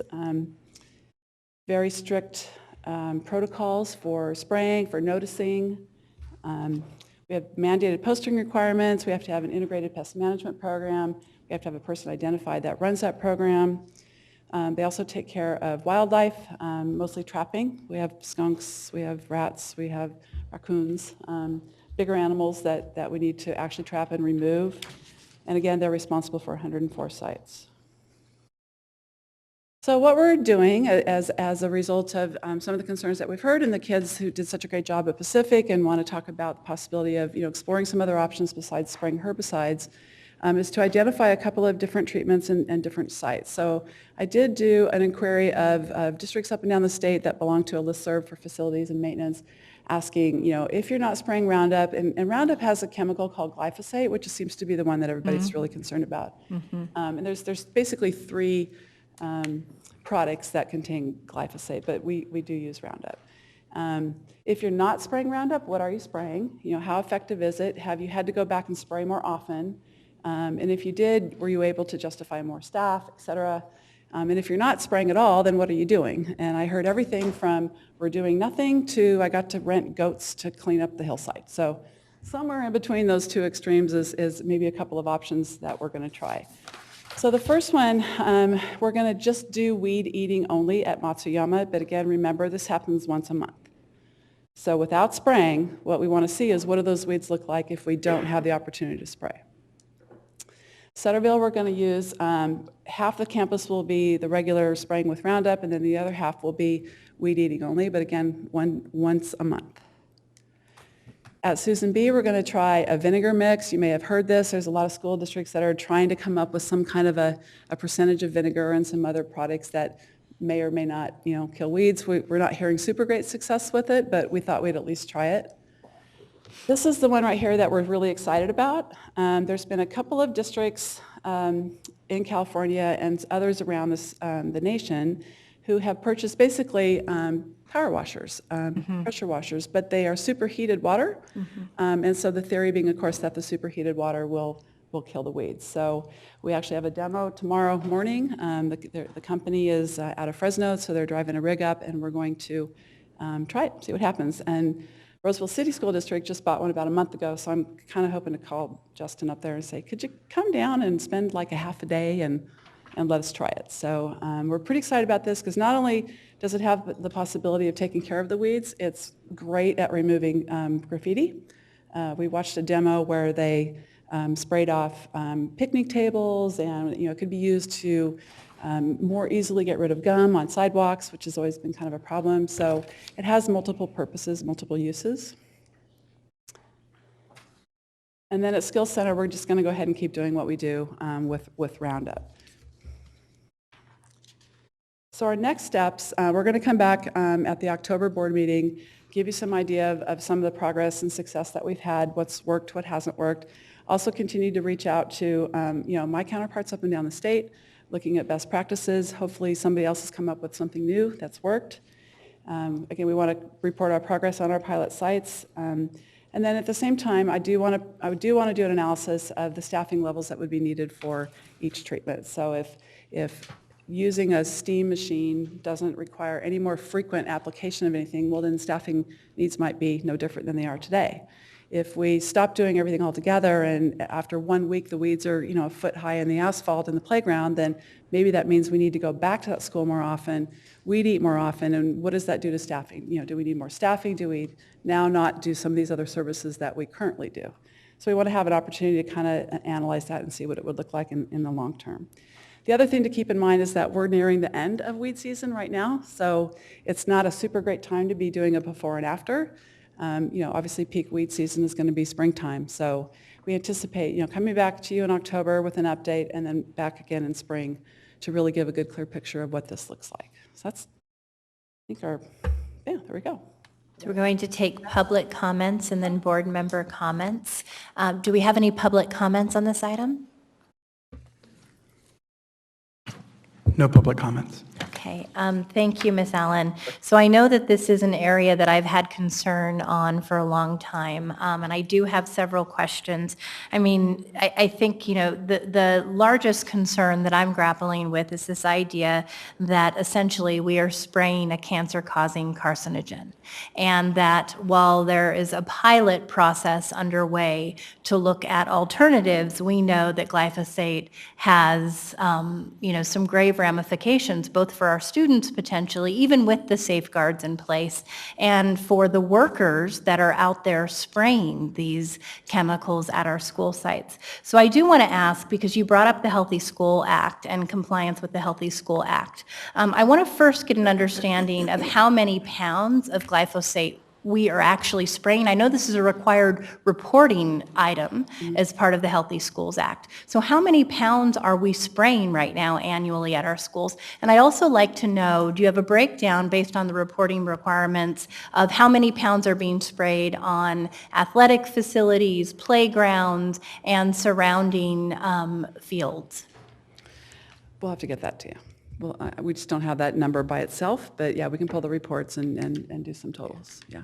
So I'm also curious right now what our process is for approving alternative pesticides or herbicides.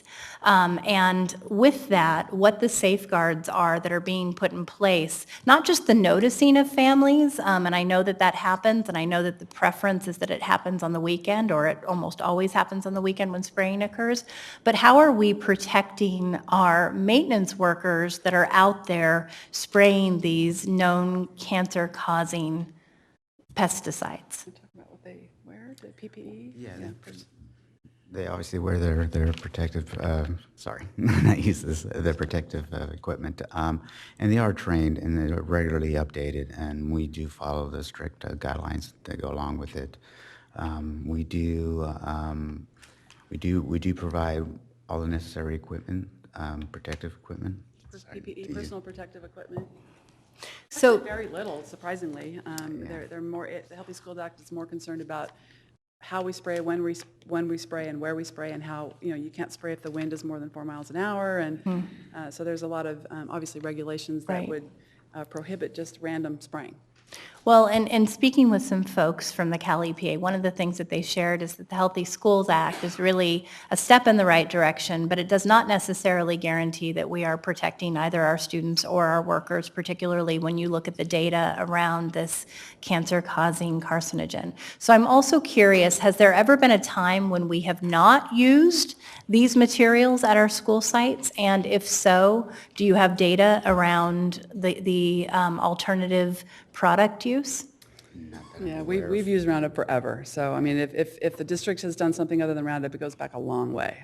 So I also wanted to ask you just about this pilot site proposal that you have. What would the timeline for piloting be? I mean, frankly, it's very concerning to me. I think you're lucky if you are at a school where we're piloting with vinegar mix or steam, but if you happen to be the skills center and glyphosate is being your pilot project, then you are potentially, once again, having harsh physical and health ramifications as a result of this pesticide. Well, I mean, I think it's important to show success and failures. If one of these pilot sites, the vinegar, for example, if it doesn't work, then we want to be able to say that we at least tried it, and it didn't work. We will continue to apply Roundup unless directed otherwise, as prescribed by the Healthy Schools Act and DPR. We've started, I mean, we can't get the weed machine unless we basically buy one, which is, again, another reason why we kind of want a good month so that we can have some before and after photos.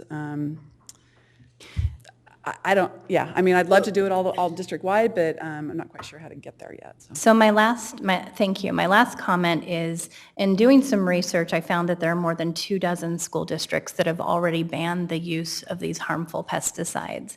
And I think there's a fair amount of data on the alternative means that they've used for maintenance. And I think that my grave concern is that we not spend a period of time collecting data internally when there is data that exists from other school districts that would allow us to inform our decision to move away from the use of harmful pesticides and to ban Roundup, which I think is absolutely essential moving forward. And I would just say there are many countries across the world that have also banned the use of this harmful pesticide. So I'm looking forward to working with you to look at the model school districts, the 24 or so that have already banned this, and also what they have found to be alternative routes of maintenance. Board Member Garcia? Yes, thank you. So I had similar questions to the ones you've asked, but I have a couple of other ones. So you've addressed the timeline issue in terms of the pilot, and then two additional ones. So glyphosate is the main ingredient in Roundup, right? It's the ingredient that everyone is concerned about, yeah. So if the goal is to explore alternative products, why are we piloting glyphosate? Well, it's not necessarily. Maybe it's our base site. So we want to be able to. That's your control group. Yes. Okay. Thank you. Good word. Okay. And then my other question was, how were the sites selected? And then I have a follow-up question. Well, in the case of Matsuyama, it's an ingredient and it's very fertile, so we get a lot of growth. So we're trying to see if we're getting away from it, we're going to do weed eating across the board there. That's actually a good site that vegetation grows quite a bit, so that would kind of give us a good idea, but more of an extreme site of growth kind of thing. Pony Express had a couple of, I was trying to see what sites we chose. Pony Express we've used for a couple different test sites, and the steam is the one that we're really excited about using and so forth. And Sutterville and Susan B., it was just different parts of town essentially is what we were kind of looking at. So you were looking at geographic diversity and Exactly. in schools with maybe heavier vegetation. Okay, so I just wasn't sure if they self-selected, if there was some sort of criteria that you were We looking definitely for. try to kind of blanket the whole district and then try the different areas and such. Okay, and then my last question is notification maybe to parents. And I know that some school sites are used by like rec leagues, right? So softball leagues, soccer leagues. I'm just wondering in terms of notifying or partnering. So if Matsuyama has heavy vegetation and you're applying the weed eating only, I think, once a month, we're probably going to see heavier vegetation. And what does that do with some of the partnerships that we have with maybe soccer practice, soccer games, et cetera? So I'm just wondering what the communication has been, given that we have these partnerships with our community. Well, I don't think we're far enough along to have a noticeable difference yet. So I don't think anybody is saying, gosh, what's going on with our field? But I think that's a great idea to put something together at these pilot sites that say, be aware we're going to treat your site doing this, and you may notice an increase in weeds. We're monitoring the growth for purposes of identifying alternative products. So I think it's a great idea to put something out for that site to either post in their front office or put on our civic permit for a group that might ask for use of a certain site. And I was going to ask you to take it a step further and inform that entity that has that permit to use those facilities, because it may impact their ability to use those fields. And I know that there are a lot of leagues that rely on those partnerships. Yeah, we'll hear about it, I'm sure. Yes, we will. That's why I'm asking. No So doubt thank that the you. phone will ring for sure, yeah. Thank you. Okay. Thank you, Ms. Allen. We have a question from Vice President Wu. So, Ms. Allen, I was just wondering about the prior or experiments that we've been going, like Carolyn Winslow and the adjacent City Park property.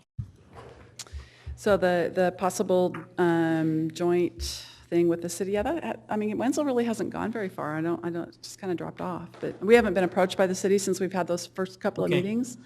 They may have gone out there and done all that work, and I just don't know about it, which is possible, quite possible. All right, thank you. Okay, and we have a final question from Board Member Ang Olson. Yeah, I was just wondering, you mentioned using glyphosate as a control. So in the event that one of the alternative treatments proved to be less effective, would we be willing to still use those alternative treatments even if they were less effective than glyphosate, or would we revert back to glyphosate? I think that's going to be a board decision. I mean, we want to present the information for you and have us all make informed decisions on, we may not find something that works as well, but maybe we can make up for it by allocating staff differently. That's what we want to get our head wrapped around a little bit, at least start that process in the next month, and then when the weeds really do start hitting in spring, then we want to be able to, that's going to be the test right there, I think. And maybe, again, by then, someone else will have come up with something new. Even vinegar in a high potency requires noticing as well. So, it would be nice not to have to notice anybody, because what we're doing it doesn't require noticing. So that's, again, there is a wealth of information out there. I know Fresno is one of them. We've talked to their grounds person and continue to get information up and down the state. So. Excellent. Thank you, Ms. Allen. We appreciate your work. Moving on to item 10.3. Approving resolution number 3100, the authorization and issuance of the sale of $150 million Sacramento City Unified School District General Obligation Refunding Bonds. Good evening again, Board President Ryan, members of the board, and Superintendent Aguilar. As requested at the last board meeting, we are bringing back to you the resolution for approval of authorizing a sale of refunding bonds for the savings to the district. I am here to present Jeff Small of Capital Public Finance Group, who will lead the presentation. Thank you very much for having me. We're also joined by Lauren Herrera of Oric, Harrington, and Sutcliffe, your counsel. So I was here August 15th. We were talking about Measure R, issuing the final series of bonds to fund the central kitchen. We saw a very drastic and sudden drop in interest rates. Just order of magnitude, there's a slide here. This slide is really for school bonds. You go back last November, the 10-year index was at 2.5%. Today it's at 1.25%. Literally, it's fallen in half. and a half a point of that, thereabouts, has really occurred in the last month or so. We see the same thing in the Treasury market, and I'm sure you've seen all the news, with interest rates at low points. So that's why we're here in issuing your Measure R bonds. It's a heavy lift. There's a lot of disclosure. There's a lot of transparency that needs to happen with the capital markets. We need to get it right. So while we're getting it right, in the event that there's an ability to refinance existing debt for the purpose of saving taxpayers money, we would like to do that as long as we're saving the taxpayers what we call a net present value savings of at least 5%. So if you're refinancing $100 million in today's dollars, that would be like getting a check, giving it to your taxpayers for $5 million. So that's really what this is about. There's 4 different issues that the district has issued in the past that are candidates for refi. They're up here on the screen for you to look at. The savings, if we were to refinance all of those bonds based on current market rates today, that savings is approximately $8.5 million or 6.8% on a net present value basis. So that does exceed that 5% target threshold. A refinancing is simply replacing old debt, which is illustrated by the different colors in the bar, the 4 different issues, with new debt, which is essentially that blue background. You'll see that the old bars are higher than the blue area. That's actually savings. May not look like a lot because we're talking about literally tens of millions of dollars, but it is substantial savings. This slide shows you the breakdown of the 4 different issues, how the funds are being used. I will point out that the last one, the refunding of the 2015 GO refunding bonds, if we had one of the issues that is most likely not going to meet that 5%, it would be this one. Currently it's at about 4.2%, so it's not quite there. The reason we're including it is because we've seen what's going on in the markets. Anything can happen. We didn't want to come to you for an approval of something and then, there was one more issue we could have refinanced. But just as far as, if we were to issue all the bonds, we're talking about close to $140 million, and there's some various costs of issuing the bonds. Costs of issuance are our fees. There are the fees for Orrick Harrington. There's the rating agency fees, and there's other fees on top of that. The underwriting discount goes to pay the investment bank to sell the bonds to investors who want to purchase bonds from the district. And finally, there's bond insurance. So it's really taking the existing Moody's credit rating, which is an A2, insuring it with a AA credit rating. These are steps that we must go through the process of getting these various commitments. But if we can get those commitments and we can save 5% or more per series, we would like your approval to go ahead and do that. Based on today's rates, the all-inclusive borrowing cost is about 2.64%. You will notice that the bonds are called taxable bonds. Why is that? Well, when the Federal Tax Reform Act of 2017 came into effect, it prohibited districts from refunding bonds more than 90 days out from their stated redemption date. Hence, they're taxable bonds. But because the tax exempt rates and taxable rates are so low, it's not, you will be seeing many different issues like this. This is becoming very common for school bonds. Like I said, it's a 5% savings or it doesn't happen. The fees are really contingent on the sale of bonds, and we're just trying to include it with the Measure R that also takes place.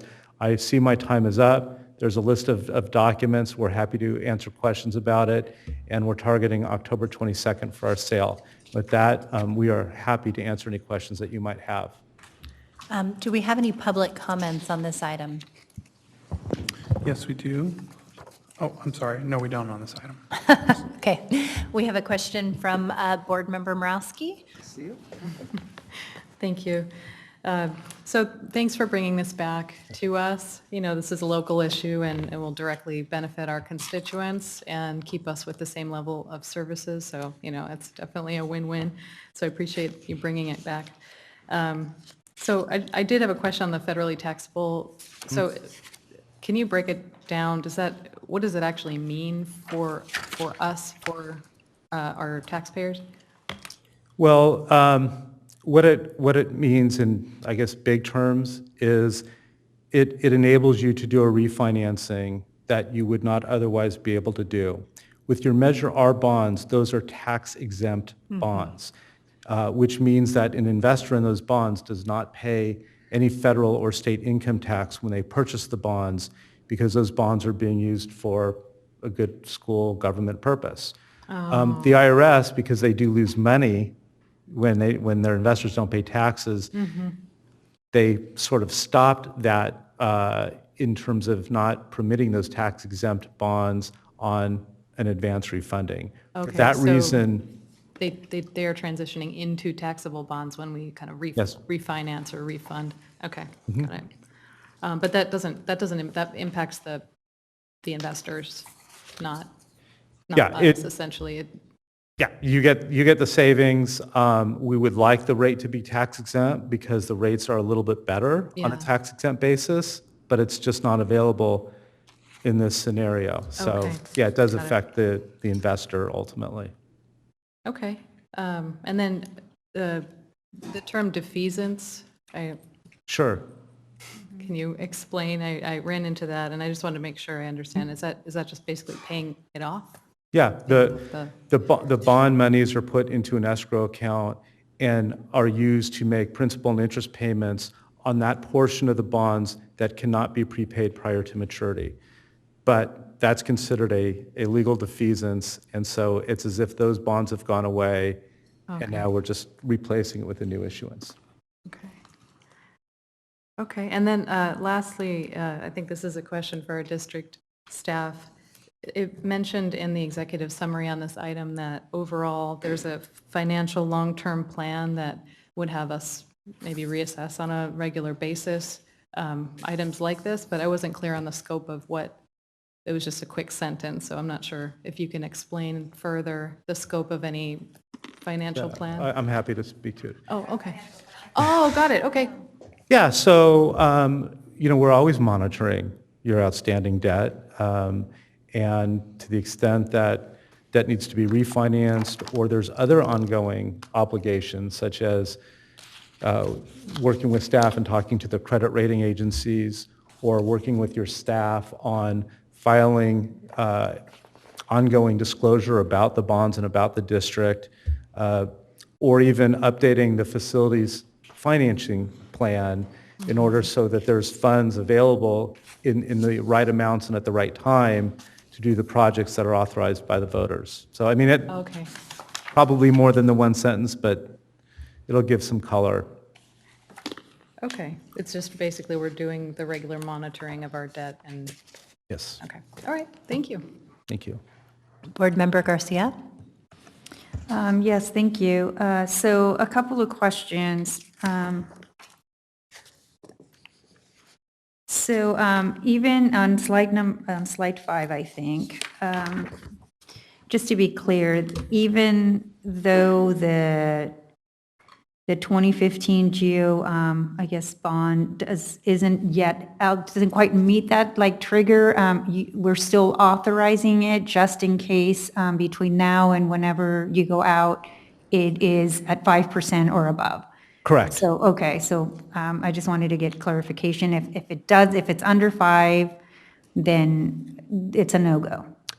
It's a no-go. Okay, and then we'll just keep monitoring to find out when it, I guess, becomes eligible again. Yeah, that is correct. There is a nuance, I suppose, and that is, let's say there are 1 or 2 or 3 years of that could be refinanced. But the rest of the loan could not be. Then we would work with staff and try to figure out, should we just wait on refinancing the whole issue at a future time, or is there some substantial savings or some substantial reason to take a portion of that 2015 bond and refinance it with the other bonds. But we would not refinance, I mean, 5% is really our target rate. Okay, and then just a couple of other quick questions. So you're projecting, I think, the net savings to the district at 8.5 million? Assuming you refinanced all of the bonds. Okay, so it's 8.5 or under? It's based on, so it's going to be based on current interest rates at the time of sale. We don't know, but when the number, so these are actual, this is a snapshot in time. These are, had you refinanced 2 weeks ago, this is what it would look like. If we issue fewer bonds, then that savings number will go down. I think that, let me guesstimate, right? Mm-hmm. Let's say the 2015 didn't happen, right? That will cut into your savings. I still think you're going to be, probably over $6.5 million in net present value savings. But So, okay. Yeah. And then my next question was, where do those savings go? They go directly To the taxpayers? The taxpayers what receive Yeah. like a check or something? Like a refund? I mean, Yeah, how no, does it's this good. play out? No, it's good because, you use the word refund. Well, does that, do I get a refund in the mail? It's just, refunding is a technical term. It's a refinancing. So Right. let's say the district had $1 million of payments in a given year, and the county would ordinarily collect taxes from all taxable property within the district in a proportionate amount of the value of the property to pay that $1 million. But if we were to save, 5%, let's say on the savings, the county wouldn't be collecting $1 million, they'd be collecting $950,000, and then the taxpayers of the district would just be taxed based on the 950 instead of the million. Okay. So that's how the savings works. Got it. And then just my last question, any direct benefit to the district's sort of financial situation by doing this? None? I would say that the benefit is just really good stewardship of district funds and promises made to taxpayers. It's not an operational savings that can be allocated elsewhere. It's just going directly back to your tax base, your taxpayers. Okay, thank you. Mm-hmm. So thank you. Many of the questions I had were already answered. I do have one more, and I was told that you would probably be able to answer this. Bless you. So has our change in credit rating affected the interest rate that we're getting as a district on these bonds? Yes, your interest rate will be higher based on, the current state, the district's current budget. I really looked at that question with Measure R, and the basically $30.9 million of bonds.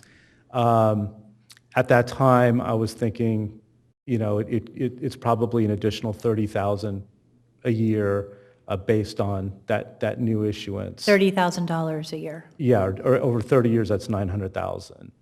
So that, it's more than Not insignificant over the life of the No, it's bond. not Yeah. insignificant, and that's on $30 million. So, it obviously, when you have additional bonds that have not been issued, I think that there will be benefits to your tax base and taxpayers, when we're able to get that credit rating, back up to where it was a AA3. The district has a very healthy tax base, and it's a very broad and diversified tax base. And that really is how the bonds are being repaid. So really what's important is that the story to investors is told fully, completely, accurately, with all transparency, and then the investors will come in at their buy rate, but the buy rate is based on underlying credit rating, and hopefully we get approved for bond insurance that will help bring down those costs. The $30,000 a year assumes that we will be able to clear that bond insurance hurdle. Wonderful, thank you. I Yes. appreciate the answer to my question. So this is an item for action. Can we please have a motion to approve resolution number 3100? We have a motion from Vice President Wu. Do we have a second? A student preferential vote? All those in favor? Aye, the motion carries. Thank you for your time tonight. Thank you. Item 10.4, approving the 2018-19 year-end financial report, unaudited actuals. Tonight presented by Amari Watkins and Jackie Canfield. Good evening, Superintendent Aguilar, President Ryan, members of the board and public, and all the good geeky people out here. People who've remained. Tonight, we are going to present the 2018-19 unaudited actuals report. So we're going a little bit back in time. Last time we were here before you, it was the 1920 proposed budget that you did adopt. So we'll look at the unaudited actuals. We'll do just a very brief multi-year review so you can kind of understand what does this mean. Also going to talk a little bit for some of these geeky people back here about the 2018-19 unaudited actuals compared to the 1920 budget, looking at the revenue differences, and then next steps. So the good news is that we ended up, thank you, Mari. I usually forget to do the clicking, so I appreciate her in more than one way, and I will make sure to give all the big thank yous at the end, and so you guys can stay tuned for all that because they deserve it. Anyway, so the 2018-19 general fund unrestricted ending balance grew by $7 million.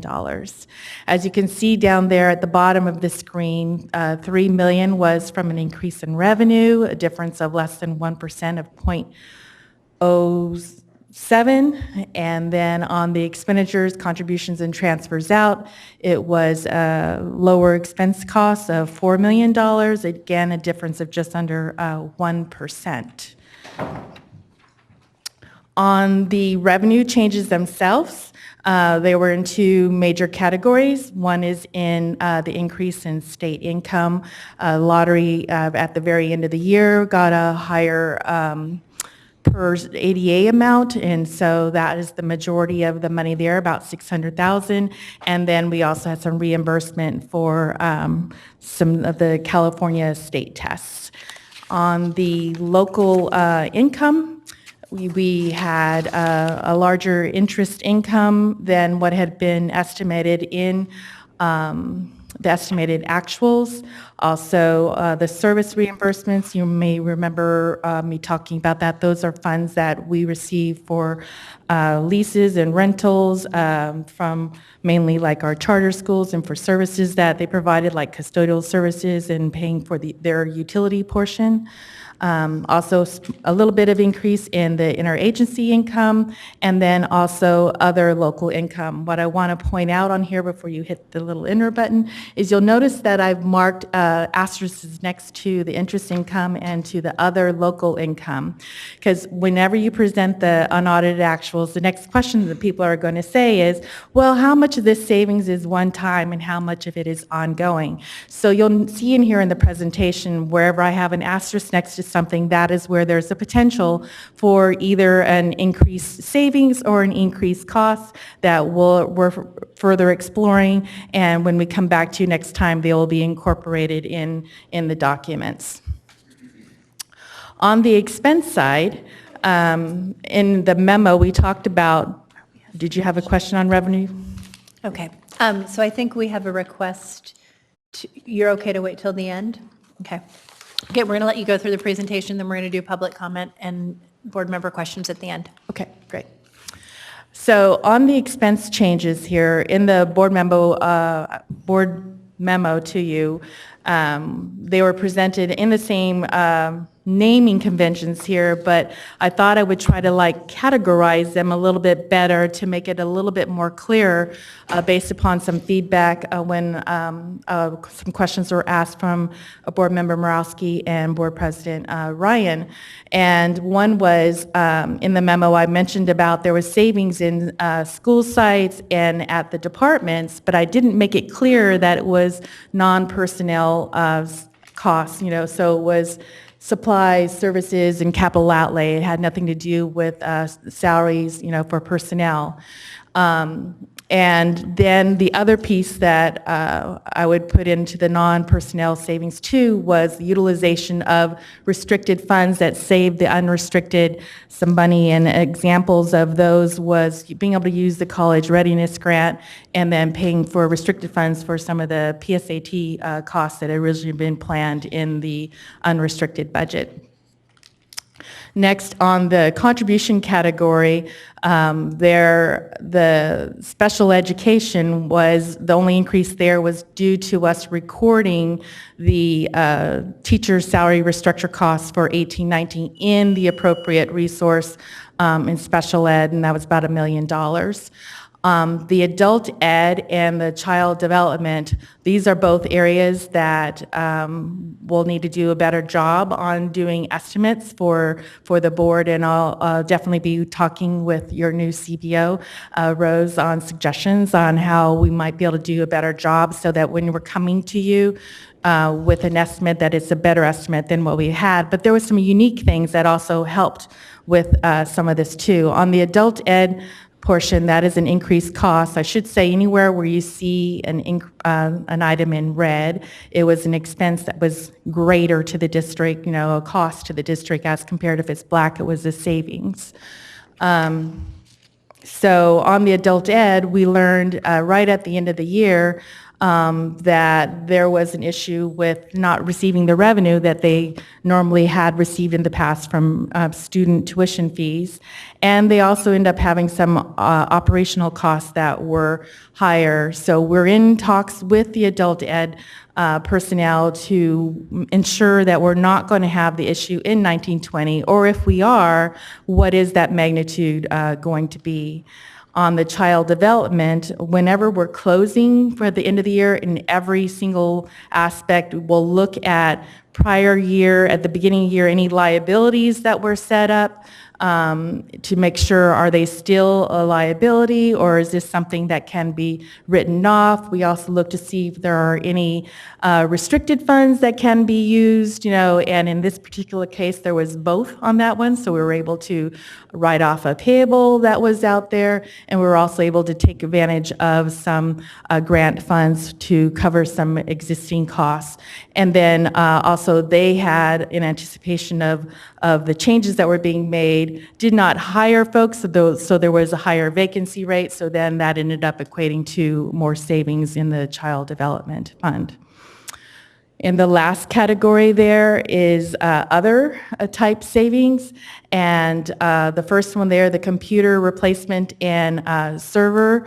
The district has a program where they allow schools to purchase computers now and pay back the district over a certain number of years.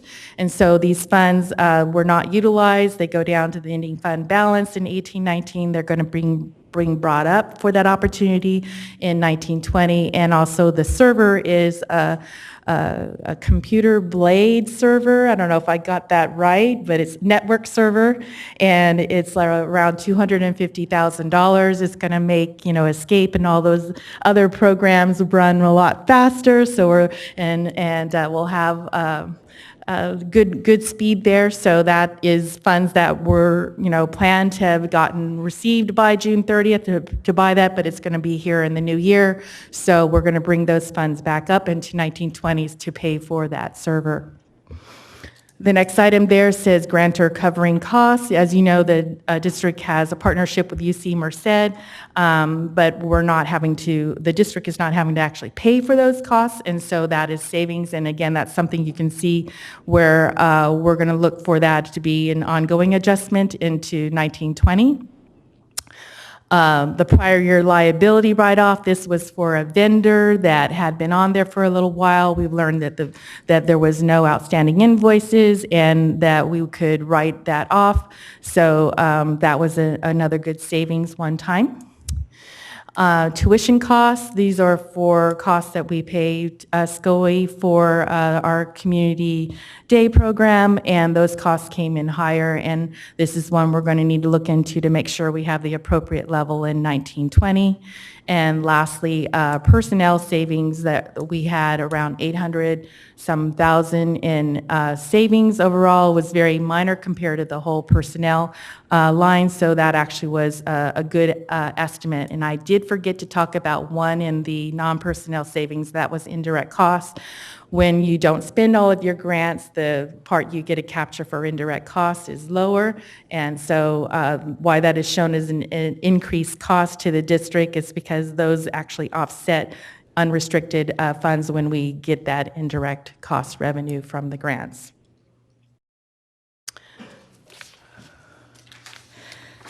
And it's so funny, I had written all these notes and I realized I haven't even been turning the pages. So what does that mean? And I really thought, how could I explain to someone who really doesn't want to read pages and pages of financial statements, how can I explain Sac City's current financial status in as simple as terms as possible? And this was one idea that I came up with. So what you're seeing here is you're seeing the reserve level. These are coming off of the multi-year reports that came to the board at all these specific times in 1819. So you can see that where it's green, that the reserve level is meeting the state requirements to have at least a 2% reserve. Where it's red is it's actually a negative number. That means you have no money, you've run out of, you have an ending fund balance that is negative.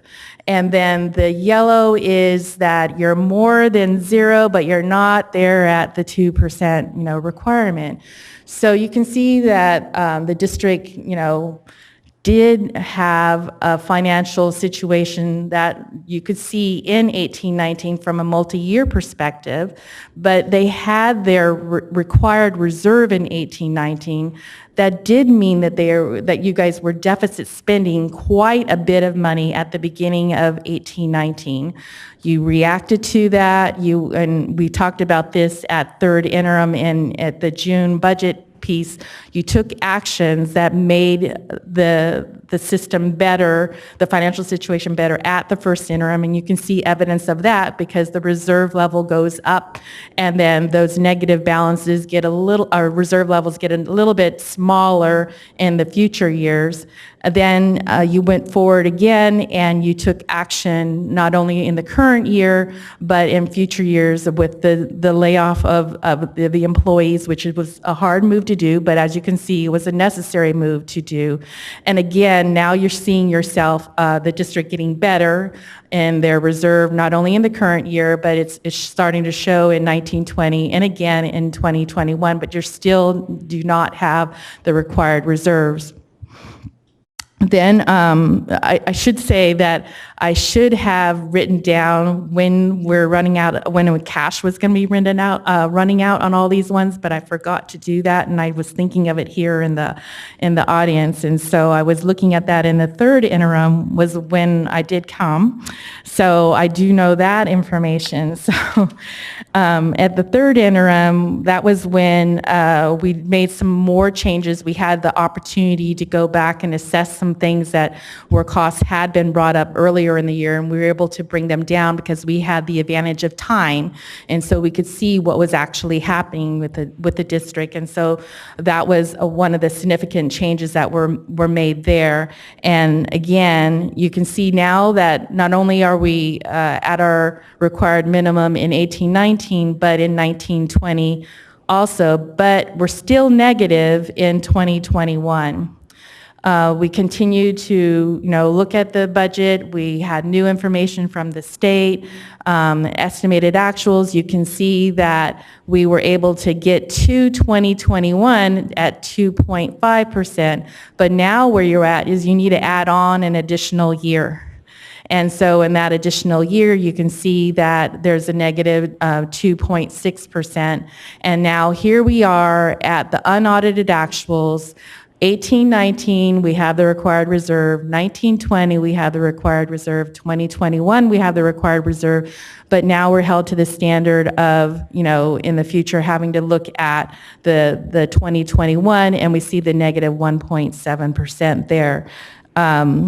I can say at the third interim, the projection was to run out of cash in October 2020, which I think was it about a whole year better than before? And then in the estimated actuals, it went out to October 2021. So you can see that the reserve level came up, but what does it mean from a multi-year perspective? So this is the official report that you saw in June that we submitted to the county. This does not have any reductions in it or, the plan, recommended plan that we had talked about. And so you can see down there that we had required the change in reserve level down there, the second to the bottom line there. We have 12.36 in 18-19, 12.35 million in 19-20, 21.05 in 2021, and 21-22, 29.56.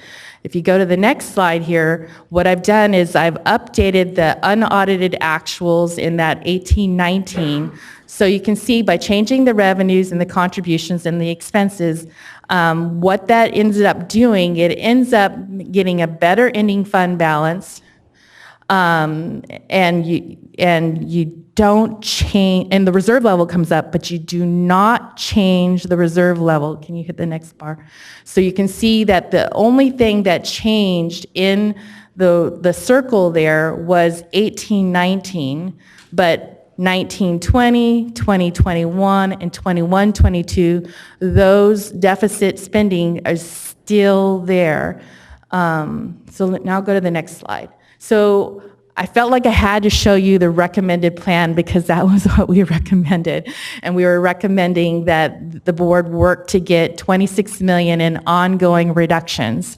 And again, I'm going to bring you to that change down there at the one next to the bottom line of the 12.36, the 12.31, the 5.05, and the 3.56. So again, I did the same exercise. I put the new unaudited numbers in there. Yes, you can see that the ending fund balance goes up in all of the years. The reserve level goes up in all of the years, but we're not changing the deficit spending yet because these items were mostly are not going to be ongoing adjustments. We will look at those items that I marked in asterisk, but if you think of those those items itself, remember it was 7 million overall, and these are only parts of that 7 million. So we're not going to make a huge dent. We're still going to have a structural deficit that needs to be addressed. So now I'm going to move on to the geeky part. Some people like to look, and I don't knock these people because, I sort of am one of them.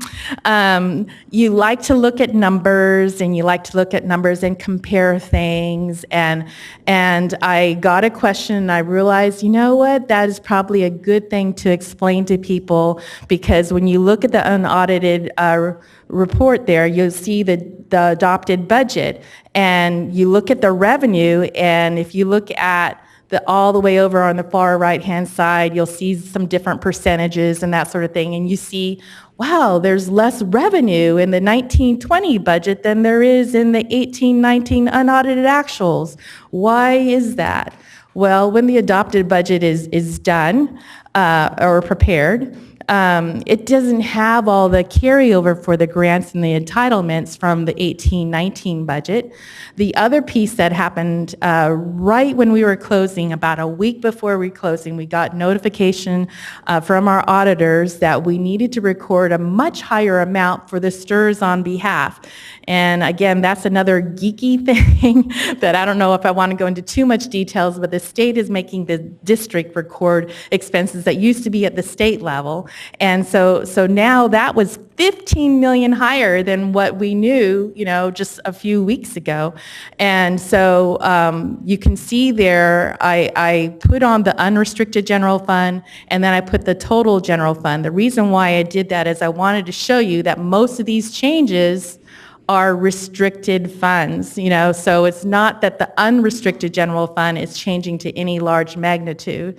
The one piece I will point out in 18-19, if you'll recall, that there was $7 million in one-time funds that the state gave the district in 18-19 that are not in 19-20, and that is a true statement. As we move forward, these funds will be recognized in a future budget revision for the district to plan accordingly to spend. So what are the next steps? Well, we can expect SCOE is going to disapprove the budget that we had submitted to them in June due to the deficit spending and the fact that the required reserve level isn't there in 21-22. They're doing their job. They know that the district has worked really hard in scrubbing their budgets, but they need to let us know. So we will be asked to do a revised adopted budget presented to you on October 3rd for your action. While there won't be any significant changes to make the structural deficit change, to the budget, we will present whatever we can, to you, and then we would also assume that they won't necessarily like the results of that because again, we'll have our 21-22 reserve will not be there, but this just is showing us that we are in a position where we still need to get that negotiated solution. While we have some time, we need to get it done. And when that is done, it will definitely change the picture for the district. And so before I move on to the summary part here on asking for the board's approval, no, you can be on the summary slide. I just want to tell you guys that you have a team of people who are very, very dedicated. We were here on Friday, a central team, and I know that when I left, there was still 2 people here, but I just want to call them out. First, I need to say Amari, her leadership. She was the one who was running the whole piece on the unaudited actuals, trying to pull everything together. We labored over Labor Day weekend. And got it done. She also has a very good person underneath her who took control of a lot of the recording that needed to be done for all of those grants and carryovers and entitlements, and that is Dawn, and she worked way beyond what anyone should be expected. I personally told her to go to sleep on Thursday because she had been awake, we think, for at least 72 hours working on the district's finances.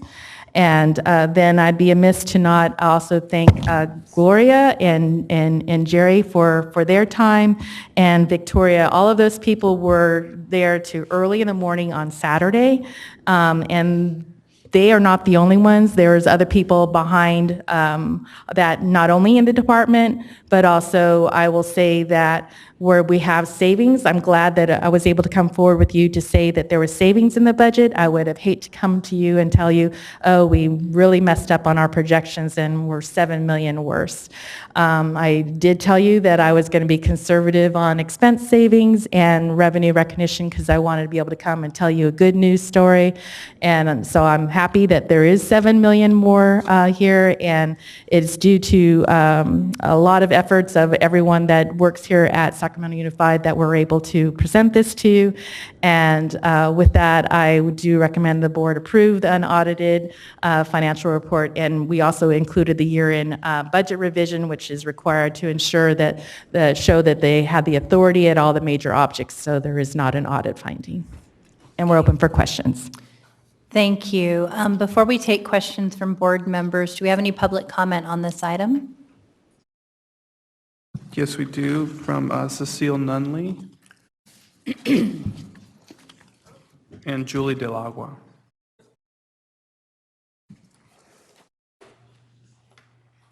I apparently have one more comment card. Okay. How does that work? Do we have, hold on, before we start your time, I think we have an overhead need. Is it working?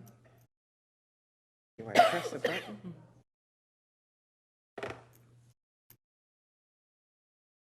Do we have a working dot cam now? Yes. We do, okay. Oh. Well, it's horrible, but. Is there a way to expand that? Oh. I can try. Please. Okay. Better than me. I don't know if it'll get brighter. Less. Okay. Oh. Is that too bright? Yeah. Sorry, our old instrument went out and we're still trying to get the hang of this one. Thank you. Okay. So we'll go ahead then and start the time. Please go ahead. All right. What I wanted to say is first, I thought it is a whole lot of work being in that position, and you really need to value your people here because they are your experts. They are the ones that you should be listening to. The one thing that I wanted to point out on this, I did the same thing, the estimated actuals, speaking as a geeky person, and compared it to the unaudited actuals, and you look at that variance. And when you look over here, you see there that 0.69, that for being off on your revenue is remarkable. For the expenditures being off 1.2%, amazing. That is really, really close, and that is a testament to your staff doing a very good job. The total of your entire revenue, including the unrestricted and restricted, it's only 1.79%. That's less than 2%. It's very hard because estimates are exactly that. Your budget is just an estimate. It's not actuals. So when I implore all of you, when you're listening to a lot of the noise out there saying, oh, they were way off, they're inaccurate, and all of this, listen to your experts. Because the other thing, I have a sheet here that is prepared by School Services of California, one of the leading organizations on school finance. They help quite a bit with school districts. They actually even do mediation services for any of that. They talk about why does the ending balance increase at closing. It's typical, it's normal, it's what happened. Rather than listen to some of the concerns and the noise that I've seen on Facebook or the social media where they're talking about, oh, see, they did it again. Don't get lost in the transactional. Listen to your experts. Listen to those that have prepared budgets, those that have closed the books. Thank you. Along the way. Anyway, I'll stop. Thank you, Cecile. If you want to leave that, if you don't mind, okay, thank you.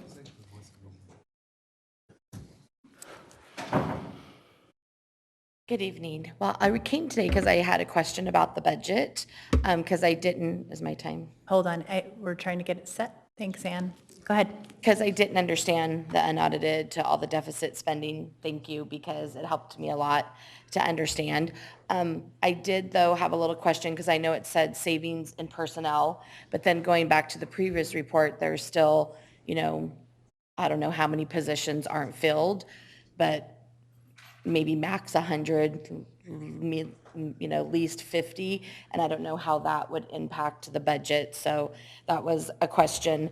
And then the other thing is I know you've been very creative in moving funds and pulling from different categories and being creative with your money.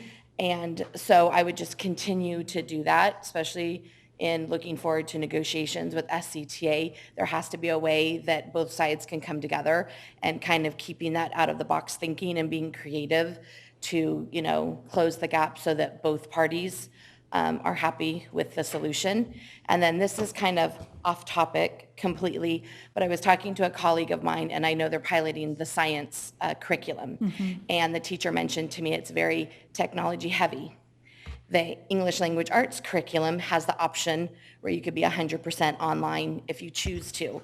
Eventually, in a couple of years, you'll be piloting, you know, history and social studies will also be heavy technology. You've got to figure out a way to be creative with your budget and include technology for sites. I mean, we had a meeting today, and you have teachers literally not fighting, but, you know, it could get ugly at sites, you know, vying for technology. It really is an issue when we're trying to prepare our students for high school and college and career. Technology is a key component. So I don't know how you can be creative, but maybe instead of spending your money on consumables for 8 years at millions of dollars, taking that money and buying, you know, spending $225 in a laptop that would last the same amount of time. Thank you. Thank you.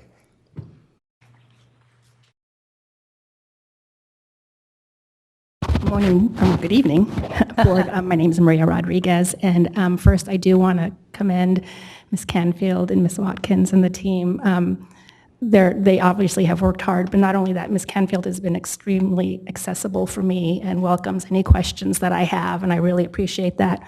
I'm probably not going to say anything here that you all wise people don't already know, but I hope to maybe inspire some thought. One of my main points is we are at a point in our culture where things are at risk. And really what I see, I'll just say it, is there is a debate between privatizing and public school. And I keep saying I was a product of public schools, and I want that to be available. I want a vibrant public school to be available forever in this country. And I feel like an ancient technique of defeating your enemy is to divide and conquer them. We cannot divide and conquer. We have to work together because we all do care about the kids. And we're in this together. The other thing I want to say, and I've said this a lot and many years ago, is we also have to look at the revenue side. We spend all the time looking at the expense side, but there's a revenue side, and we have to think about how can we get more people here. And why are we losing people? Why do people go? I can tell you one thing, every time you put band or PE on the chopping block, you lose people. You lose students that come to school because those drive them to school. You lose attendance. So don't put those things, no matter how dire the circumstances are, on the chopping block. My kids go to JFK. They have excellent teachers. I really don't want to brag, but I kind of do. My son got a 5 on the calculus and a 4 on the physics, and that's in huge part because his calculus teacher, Miss Manzano, spends time with them to prepare them. Both of my sons will attribute a lot of it to her. They also think they're smart, but they will attribute a lot to her. And my younger son loves physics because of Mrs. Chen. There are amazing teachers in this school district, and I can't say it enough. Thank you. So I think we don't have any other public, we do? Oh, we don't, okay. So we're going to take board member comments. Board Member Morowski. Okay. Let's see, I have a few. Sorry, I was kind of going through them slide by slide, so I'll just try to do it kind of rapid fire. And so starting with the increased state income, I was just curious, can you explain how does the lottery piece work? Like, does that just depend on like how many people buy lottery tickets, and we kind of find out at the end of the year, or like? Actually, yes, it does, you know, so I'm not telling people to go out and buy lottery tickets because usually it's the people who shouldn't be buying lottery tickets that should be spending their money on something else. If you remember, lottery, what they said was going to save schools. It is such a small part of the district's budget, but yes, the Lottery Commission estimates, you know, based upon the revenue they receive, you know, and then at year end, we here what the dollar amount is going to be per ADA, and so then we end up doing that calculation both on the unrestricted and restricted side for that. Okay. And the interest income, you mentioned that has the potential for ongoing, and can you talk a little bit about that one? Right. So on the interest income, this is one where, I personally would have wanted to even been closer on the interest income. And what happened is the interest rates were a little bit better. That's one piece that wasn't underneath our control. But I believe that when I communicated wanting to get a calculation for the interest income, it didn't include all of the funds that would come into Fund 1, and we have this pass-through warrant where funds are held, and when they are held there, the interest from that ends up getting recorded into Fund 01, and so that was missed. So when we come back to you, we will have an estimate on what the interest income will be. It won't be as big as what it was in 18-19 because we will have more expenses and we're still deficit spending, so we'll be using up the cash, but there will be more interest income, and we'll look at that not only for 19-20, but what does it mean for 20, 21, and 21-22. Okay. Great. And then on the next slide, so, from the executive summary, it says $2 million in school site savings. So can you walk me through why you'd have savings at school sites and just kind of what that means overall? Because I'm thinking, it's impossible to budget like to the dollar, and you wouldn't really want to, right? Because if you maximized out all your dollars, if you spent like every dollar, then you would have done something wrong on the front end, right? Right. So can you just talk about how that works, managing those budgets? So one, you have, I don't know, how many schools? 60-some schools. So you have 60-some schools that are coming into, with their own money. Some of them have availability of more restricted funds than others. They also have budget managers that some are better equipped on how to spend than others.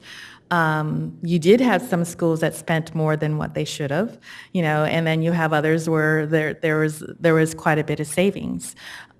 This is just in the unrestricted side. It did not include the restricted side of the house on how much savings there was there at the school site level. But lots of times I think some people are afraid to spend money because they think another higher priority will come, and then they end up not necessarily getting around to it, and then they miss the deadline on the year end. And so really what needs to happen there is that if you are giving those funds to the school site, you are giving them for the kids that are there at the time. You should be planning how to spend those funds. And that's one area where you will not see us recommending that, we should make reductions. We should be doing a better job of helping our school site personnel know how to utilize those funds for the benefit of the students. Okay. Yeah, I see.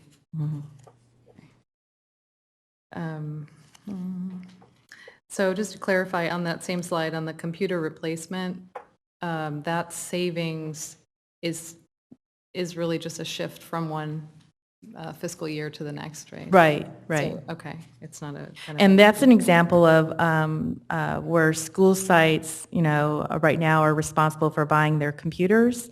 That might be something that the district might want to think about, maybe centrally taking responsibility for that to ensure that there are proper computers out there at the different school sites, and maybe making a plan on when their financial situation is corrected to prioritize, one-time dollars, the one-time savings at year end to be able to help, booster it, and then maybe getting to a point of being able to build up a fund that is an ongoing allocation, because computers are actually becoming what I would consider a necessity, not only for your staff, but students, in what you would want them to learn from using, and you don't want inadequate computers. Mm-hmm. Well, that's a little bit frightening from a budgetary perspective, isn't it? Well, I will tell you that it is something I would highly recommend. Okay.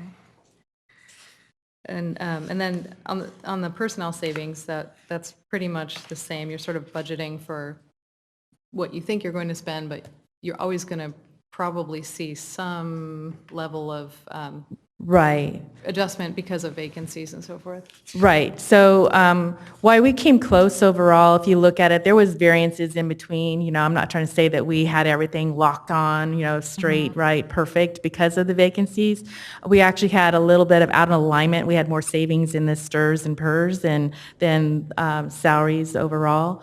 So we did our best, you know, and we did pretty good, but it is obviously one that you want to be, I feel like you should be in control of your revenues for sure as much as possible. And then the personnel, because you have a good system here, Escape really does do a good job of being able to be used to do some projections. You just need to look a little closer at the non-regular salary expenses like in the substitutes and, you know, stipends and that sort of thing to make sure that you're accounting for those appropriately. Got it. Okay. Thank you. And thank you for the slide on the next slide with the visual. I think that's really helpful just to remember back to where we came from earlier in the year, where the fiscal picture was much worse. And I'm also just remembering a big piece of the reason this looks better is because the Jan 10 revenues were better, and then the May revenues were better also with the special ed funding that we got from the state. In the So estimated just- actuals, yes. Oh, I mean, and just even from, you know, say from the first interim to Oh, yes. the estimated actuals, because we had the benefit of knowing like how much we locked down from state revenue. But that was huge. I mean, with the PERS and STRS buy down and the special ed funding and the LCFF COLA, I mean, that added up to, can't remember offhand, but it was that 12 million or something. Okay, I shouldn't try to do math in my head off of memory, probably. Okay, no, I just really appreciate the way you've shown us very clearly, I think, what this all means, and the kind of just the narrative is, I think, is really helpful for us to and our community to understand what's going on and paying attention to those kind of bottom line numbers of, you know, you have a little bit more money in the bank, so you're not going to run out of cash, but you're still spending at a level that is unsustainable because your reserve is going down, right? Like your bank account is getting lower, so you're Correct. you're overspending as compared to what you're bringing in. So that still has to be corrected. So I appreciate that. I think that's it. Thank you. Board Member Garcia? Yes, thank you. So thank you for your questions. Those are several of the ones that I had as well. So I also want to thank you for all the hard work. I know a lot of many hours went into this preparation, and then to have to work through the holidays, and I just want to thank you for that. Also, thank you for the slides. I'm a visual learner, so they help a lot in terms of seeing clearly, you know, the progress that we've made, and also clearly seeing that we're not out of the woods. There's still a lot of hard work that will come ahead. I do have some specific questions. So going back to the $2 million in savings from school sites, I just, if you can maybe help me understand, what's the process in terms of school sites not spending all of their revenue? Does that get rolled back up to the district, and then the district then decides? I just don't understand how they get their new budget for the new school year. and just trying to figure out how that works.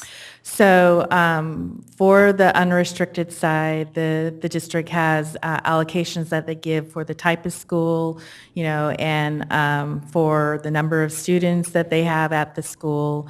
There's also prioritization. This includes funds that were supplemental in nature too, so like free and reduced, and for English learners, from the LCFF funds. Sports program, I'm trying to remember some of the other ones, but this is a accumulation of all the different types of funds that they have available to them at the school site. Some do not spend their English learners' monies very good in the free and reduced. It really is the English learners one piece is that, it's kind of, you sit there and you think, really, nothing, but so in some points, I think it really is, giving a good training to the school sites so they understand all of their funding sources and what they can use them for. They may be afraid to spend the monies because they don't know it's appropriate. So they probably need some help, on that. I think that's helpful because, I would not want to see $2 million being saved when there's so much need. I have heard that spending English learner dollars is slow, and the need is there. So that is of great concern to me, especially when our reclassification rates are so low. And then other types of maybe enrichment programs that can help all our students if they're available to all our students. I'm thinking of, speech and debate, or to really, we need to do, I think, a better job, not only of informing administrators and school staff, but also our parents as they're part of the school site councils in terms of how they want to inform those budgets and those plans. So how to tie all of that together, because they're at the table to help make these decisions. So I'm glad to hear that there's going to be that webinar on October 1st and that it'll be archived so that parents can go or members of the community can watch it at a later time. But it's really, we need to figure out a way to really educate and empower not only our school staff, but also our parents in making sure that these dollars are being spent. If I might just say too, these are unrestricted dollars and not underneath the the school site council. So it is something that our Lcap team would want to make sure that they're spending their monies for, but it doesn't necessarily fall underneath that purview. But I do think that there's opportunities to work together, to try to make sure that the school sites know about all these funds and how they can utilize them. Then I would like to see the plans at the school level to be total revenue and not just unrestricted, so that they have a full picture and a full conversation about all the dollars that are available at the school site. Yeah, there are reports. We just, I think, need to do some education so that they understand that. Okay, so, identifying those opportunities and really maximizing those opportunities. So, thank you. And then a few other questions, and then I'll move on. So I'm just curious how we prepare our budgets. I'm wondering if we just kind of roll from year to year, or is it zero-based budgeting? I'm just trying to figure out how we end up with what we kind of see in our budgets. Well, it varies, again, upon the way that the funds are being given, So if you're talking non-personnel and unrestricted, at the school sites, they're following the allocations that the board has approved for the school sites. If it's the Lcap, then they're following, what is being done, from there. I'm trying to make sure I'm answering your question as good as what you asked for. They're not zero-based budgeting. This past year, there was a one-stop that was done not only for the school sites, but for the departments, and they did look at the last 3 years and try to do, a trend to know what was the appropriate amount that was there. For example, on the departments, I'm just going to change to that for just a moment. You'll notice that I do have asterisk next to there. So that is one area that I will look at and work with the different departments on to see if there's opportunity for some small, ongoing change. But it's multiple departments, and like one of the largest ones in there was legal savings. It was a higher level of legal authority was in there, but they didn't end up needing all of that. That is one that, you never necessarily know how much your legal expenses are going to be. But is that an opportunity for, some ongoing change? Maybe. But that kind of look was done for all the departments this past, budget season. And I believe that was the first time that had been done like that. So I don't know if that answers your question specifically, but it gives you a little bit of ideas. It gives me an idea that there's a process in place to identify with some level of, I guess, accuracy, right? What the need is at the local level, and that it's an annual sort of process, right? So at least there is enough monitoring to understand, rather than just kind of rolling it from year to year and really not paying attention of whether or not the need is still what the revenues are. So just trying to make sure that there's that, I guess, match to the extent possible from year to year. And just a couple of other questions. Books and supplies, I noticed that was a much higher number than what was in the adopted budget. So just wondering, how do we come up with that number? Do you have a formula in place? So again, on the books and supplies, a lot of that is going to be more at the school sites. We can get you a breakdown on, what locations are using the books and supplies. Again, it was replenished at the level that, would have been for like the allocations that, for the school size of the school.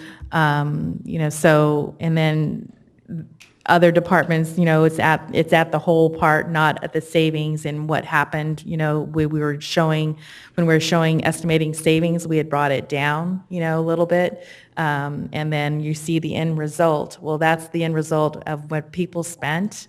And that doesn't mean that is their 100% budget. So now they have their quote 100% budget in 1920. So you're seeing the higher amount compared to what was spent. And again, if you look at it, and if you assume that there's $2 million in there, that's, the schools, so that could kind of give you an idea about, well, if the same thing happened, is it from the school sites or is it from the departments or whatever? Okay. But again, I would recommend that we try to work with our schools to make sure that they're spending the dollars, especially when we're setting aside for supplemental and concentration type needs, for sure. Right. So, and then the OPEB in the report, I think it was OPEB for active. It had a 0 all the way across. That just kind of really stood out for me. I'm just wondering, what does that mean? Let me find the page. 37. And in 10 minutes, I'm going to have to take a motion to extend the board meeting since we're now an hour and a half over. I was so thinking that I was going to get through here without you guys saying that with me at the podium. Sorry, Jackie. We have to go back to closed session too. Okay. I think it's, I see it on page 17 of 132 under. Right. So that would be if we were putting monies aside specifically for our active employees now to pre-fund their OPEB, right? The recognition currently is all under the 3,700 category, not the 3,751. So that does include contributions on behalf of present employees as well as contributions for retirees. It's just an accounting mechanism. In the past, you may have seen the additional contributions on behalf of the actives. The district has taken board action, such as the $3 million. It shows up in that additional 3751 category because those were additional contributions the board elected to make on behalf of actives for their future retirement costs. And it's Okay, so it's lumped into a different, The line right above includes all of the OPEB costs. okay. For Okay, it just, actives, it's again, the accounting terminology. Okay. And the rules there, but it does include, the allocated category includes both actives and retirees. so we're making the payments, it's just in a different, Making the payments. we're not paying into it? We are. Okay, okay. Well, I understand that it's not to the level that we should be making the payment to, but when I saw zero, I kind of panicked because it's zero, so. All of the allocated expenses for the district on behalf of OPEB are in the line above. Okay, okay. And yes, I understand that we need to be making much greater, I guess, payments into that. And then my last question, the cash flow analysis, I'm appreciate you giving us that slide where, you know, we're still, I think, October 2021, that's when we would run out of cash. But I thought at some point we had asked for a cash flow analysis on a monthly basis, and I don't know if we received that, and I'm just want to make sure that we get those. I think it was at one, maybe, can't remember which. No, it was at one of these meetings. Do you want a cash flow every month, or you're wanting a projection? No, every month, a cash flow every month, just so that we can understand when we're going to run out of cash, because then that means we're out of business, or a projection. So that's quite a bit of work, you know, and so you do get a cash flow projection at first interim and second interim, and you got one at adopted budget. So I thought we were getting something more frequently than that. Not to my knowledge, and I don't know that that is absolutely necessary with where you are right now. And I would just ask if you could utilize the state reporting times so that the staff, I mean, it's a projection, and I don't know that's really going to change a whole bunch every month. Okay, so whatever we're getting at those other key points, you're telling me that that is enough in terms of the information that we need to get to understand where we're at with our cash flow? Right. If you want to see cash, you know, actual cash every month, that's very easy to do. But if you're asking us to do a projection every month, that is a little more time-consuming project. Okay. I have to go back then and watch what we asked for, because I was under the impression that it was something that was easy to generate and that would give us the information that we needed on a more frequent basis to understand where we were at with cash, with available cash, so that we had that timeline in mind. And I appreciate you inserting it into the updates, because I think it's a really good reminder for everyone that we still have a structural deficit, we still have a spending problem, and that we are still running out of cash on the horizon, so in the near future. So we still have some work to do. But if I'll have to go ahead and ask, see what we asked for, because I still think it's important that we get that. Okay, to be clear, right now, we're projecting cash would run out in October 2021. So there would be plenty times where the board would be seeing, I went out, sorry. Yeah, sorry. There'd be plenty of opportunities for the board to be seeing at every state reporting period for the cash flow, for you to see, is there a significant change? And then if more work needs to be done from there. Okay. It's working now, yeah. Oh, if I may, I just wanted to, I think when we asked for the cash flow, we were in a very different situation. I think it's, conditions were a little different in December when we were sworn in. That may have even been at the first meeting we had. Yeah, it was or the second, meeting. Okay, yeah. Because I think, the admonition from FCMAT was to monitor your cash flow really closely. at that time, we were in a much, much more dire fiscal situation. So I think, we should, maybe we can follow up offline about what reporting would really be useful and balance the time that you can put into these reports with what we need to monitor and maybe get some best practices around, given what our situation is, what would be the best to rely on.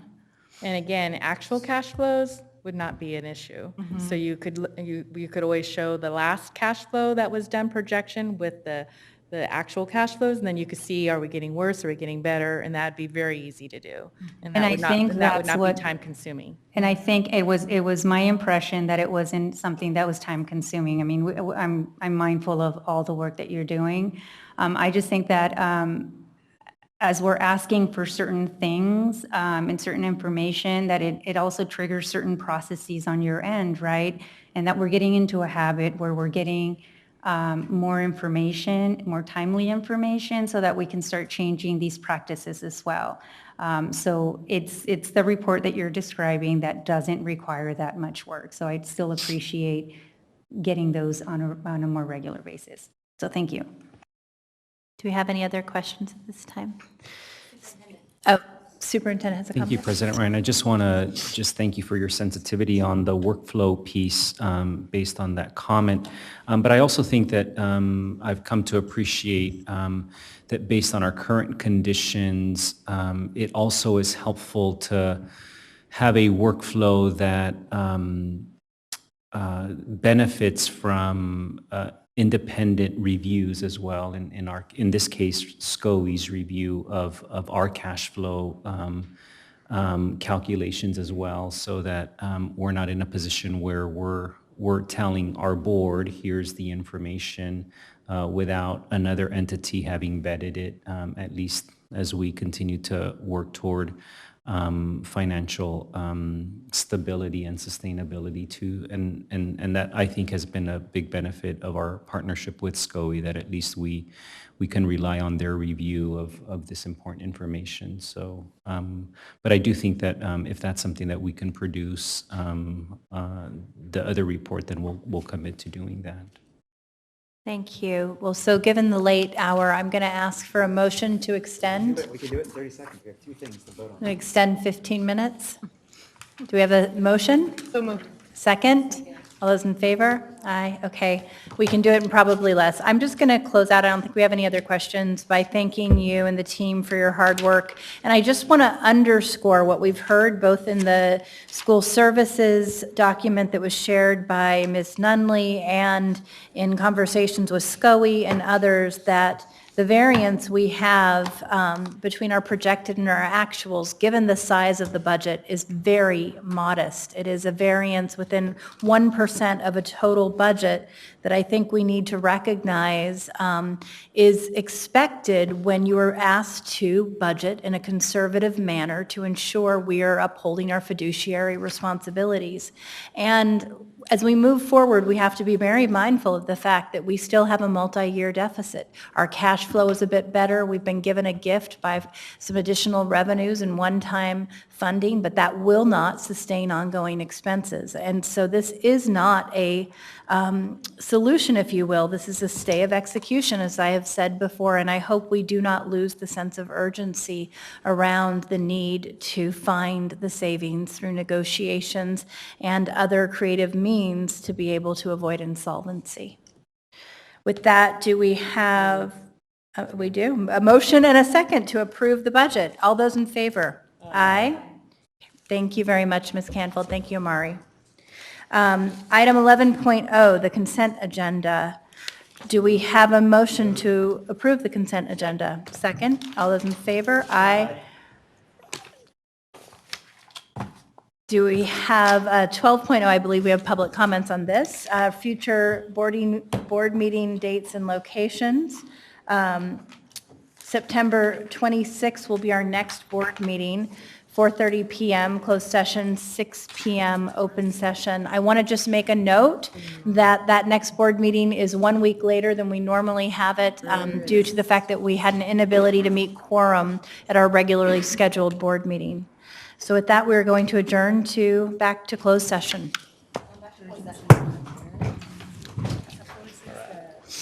Yeah, we're still monitoring, we're still looking at it. Yeah, well, Yeah. We can get this done. oh my gosh, and I have to go to the bathroom like crazy. That Mhm. was my dream. Hi. Congratulations on your win. Oh,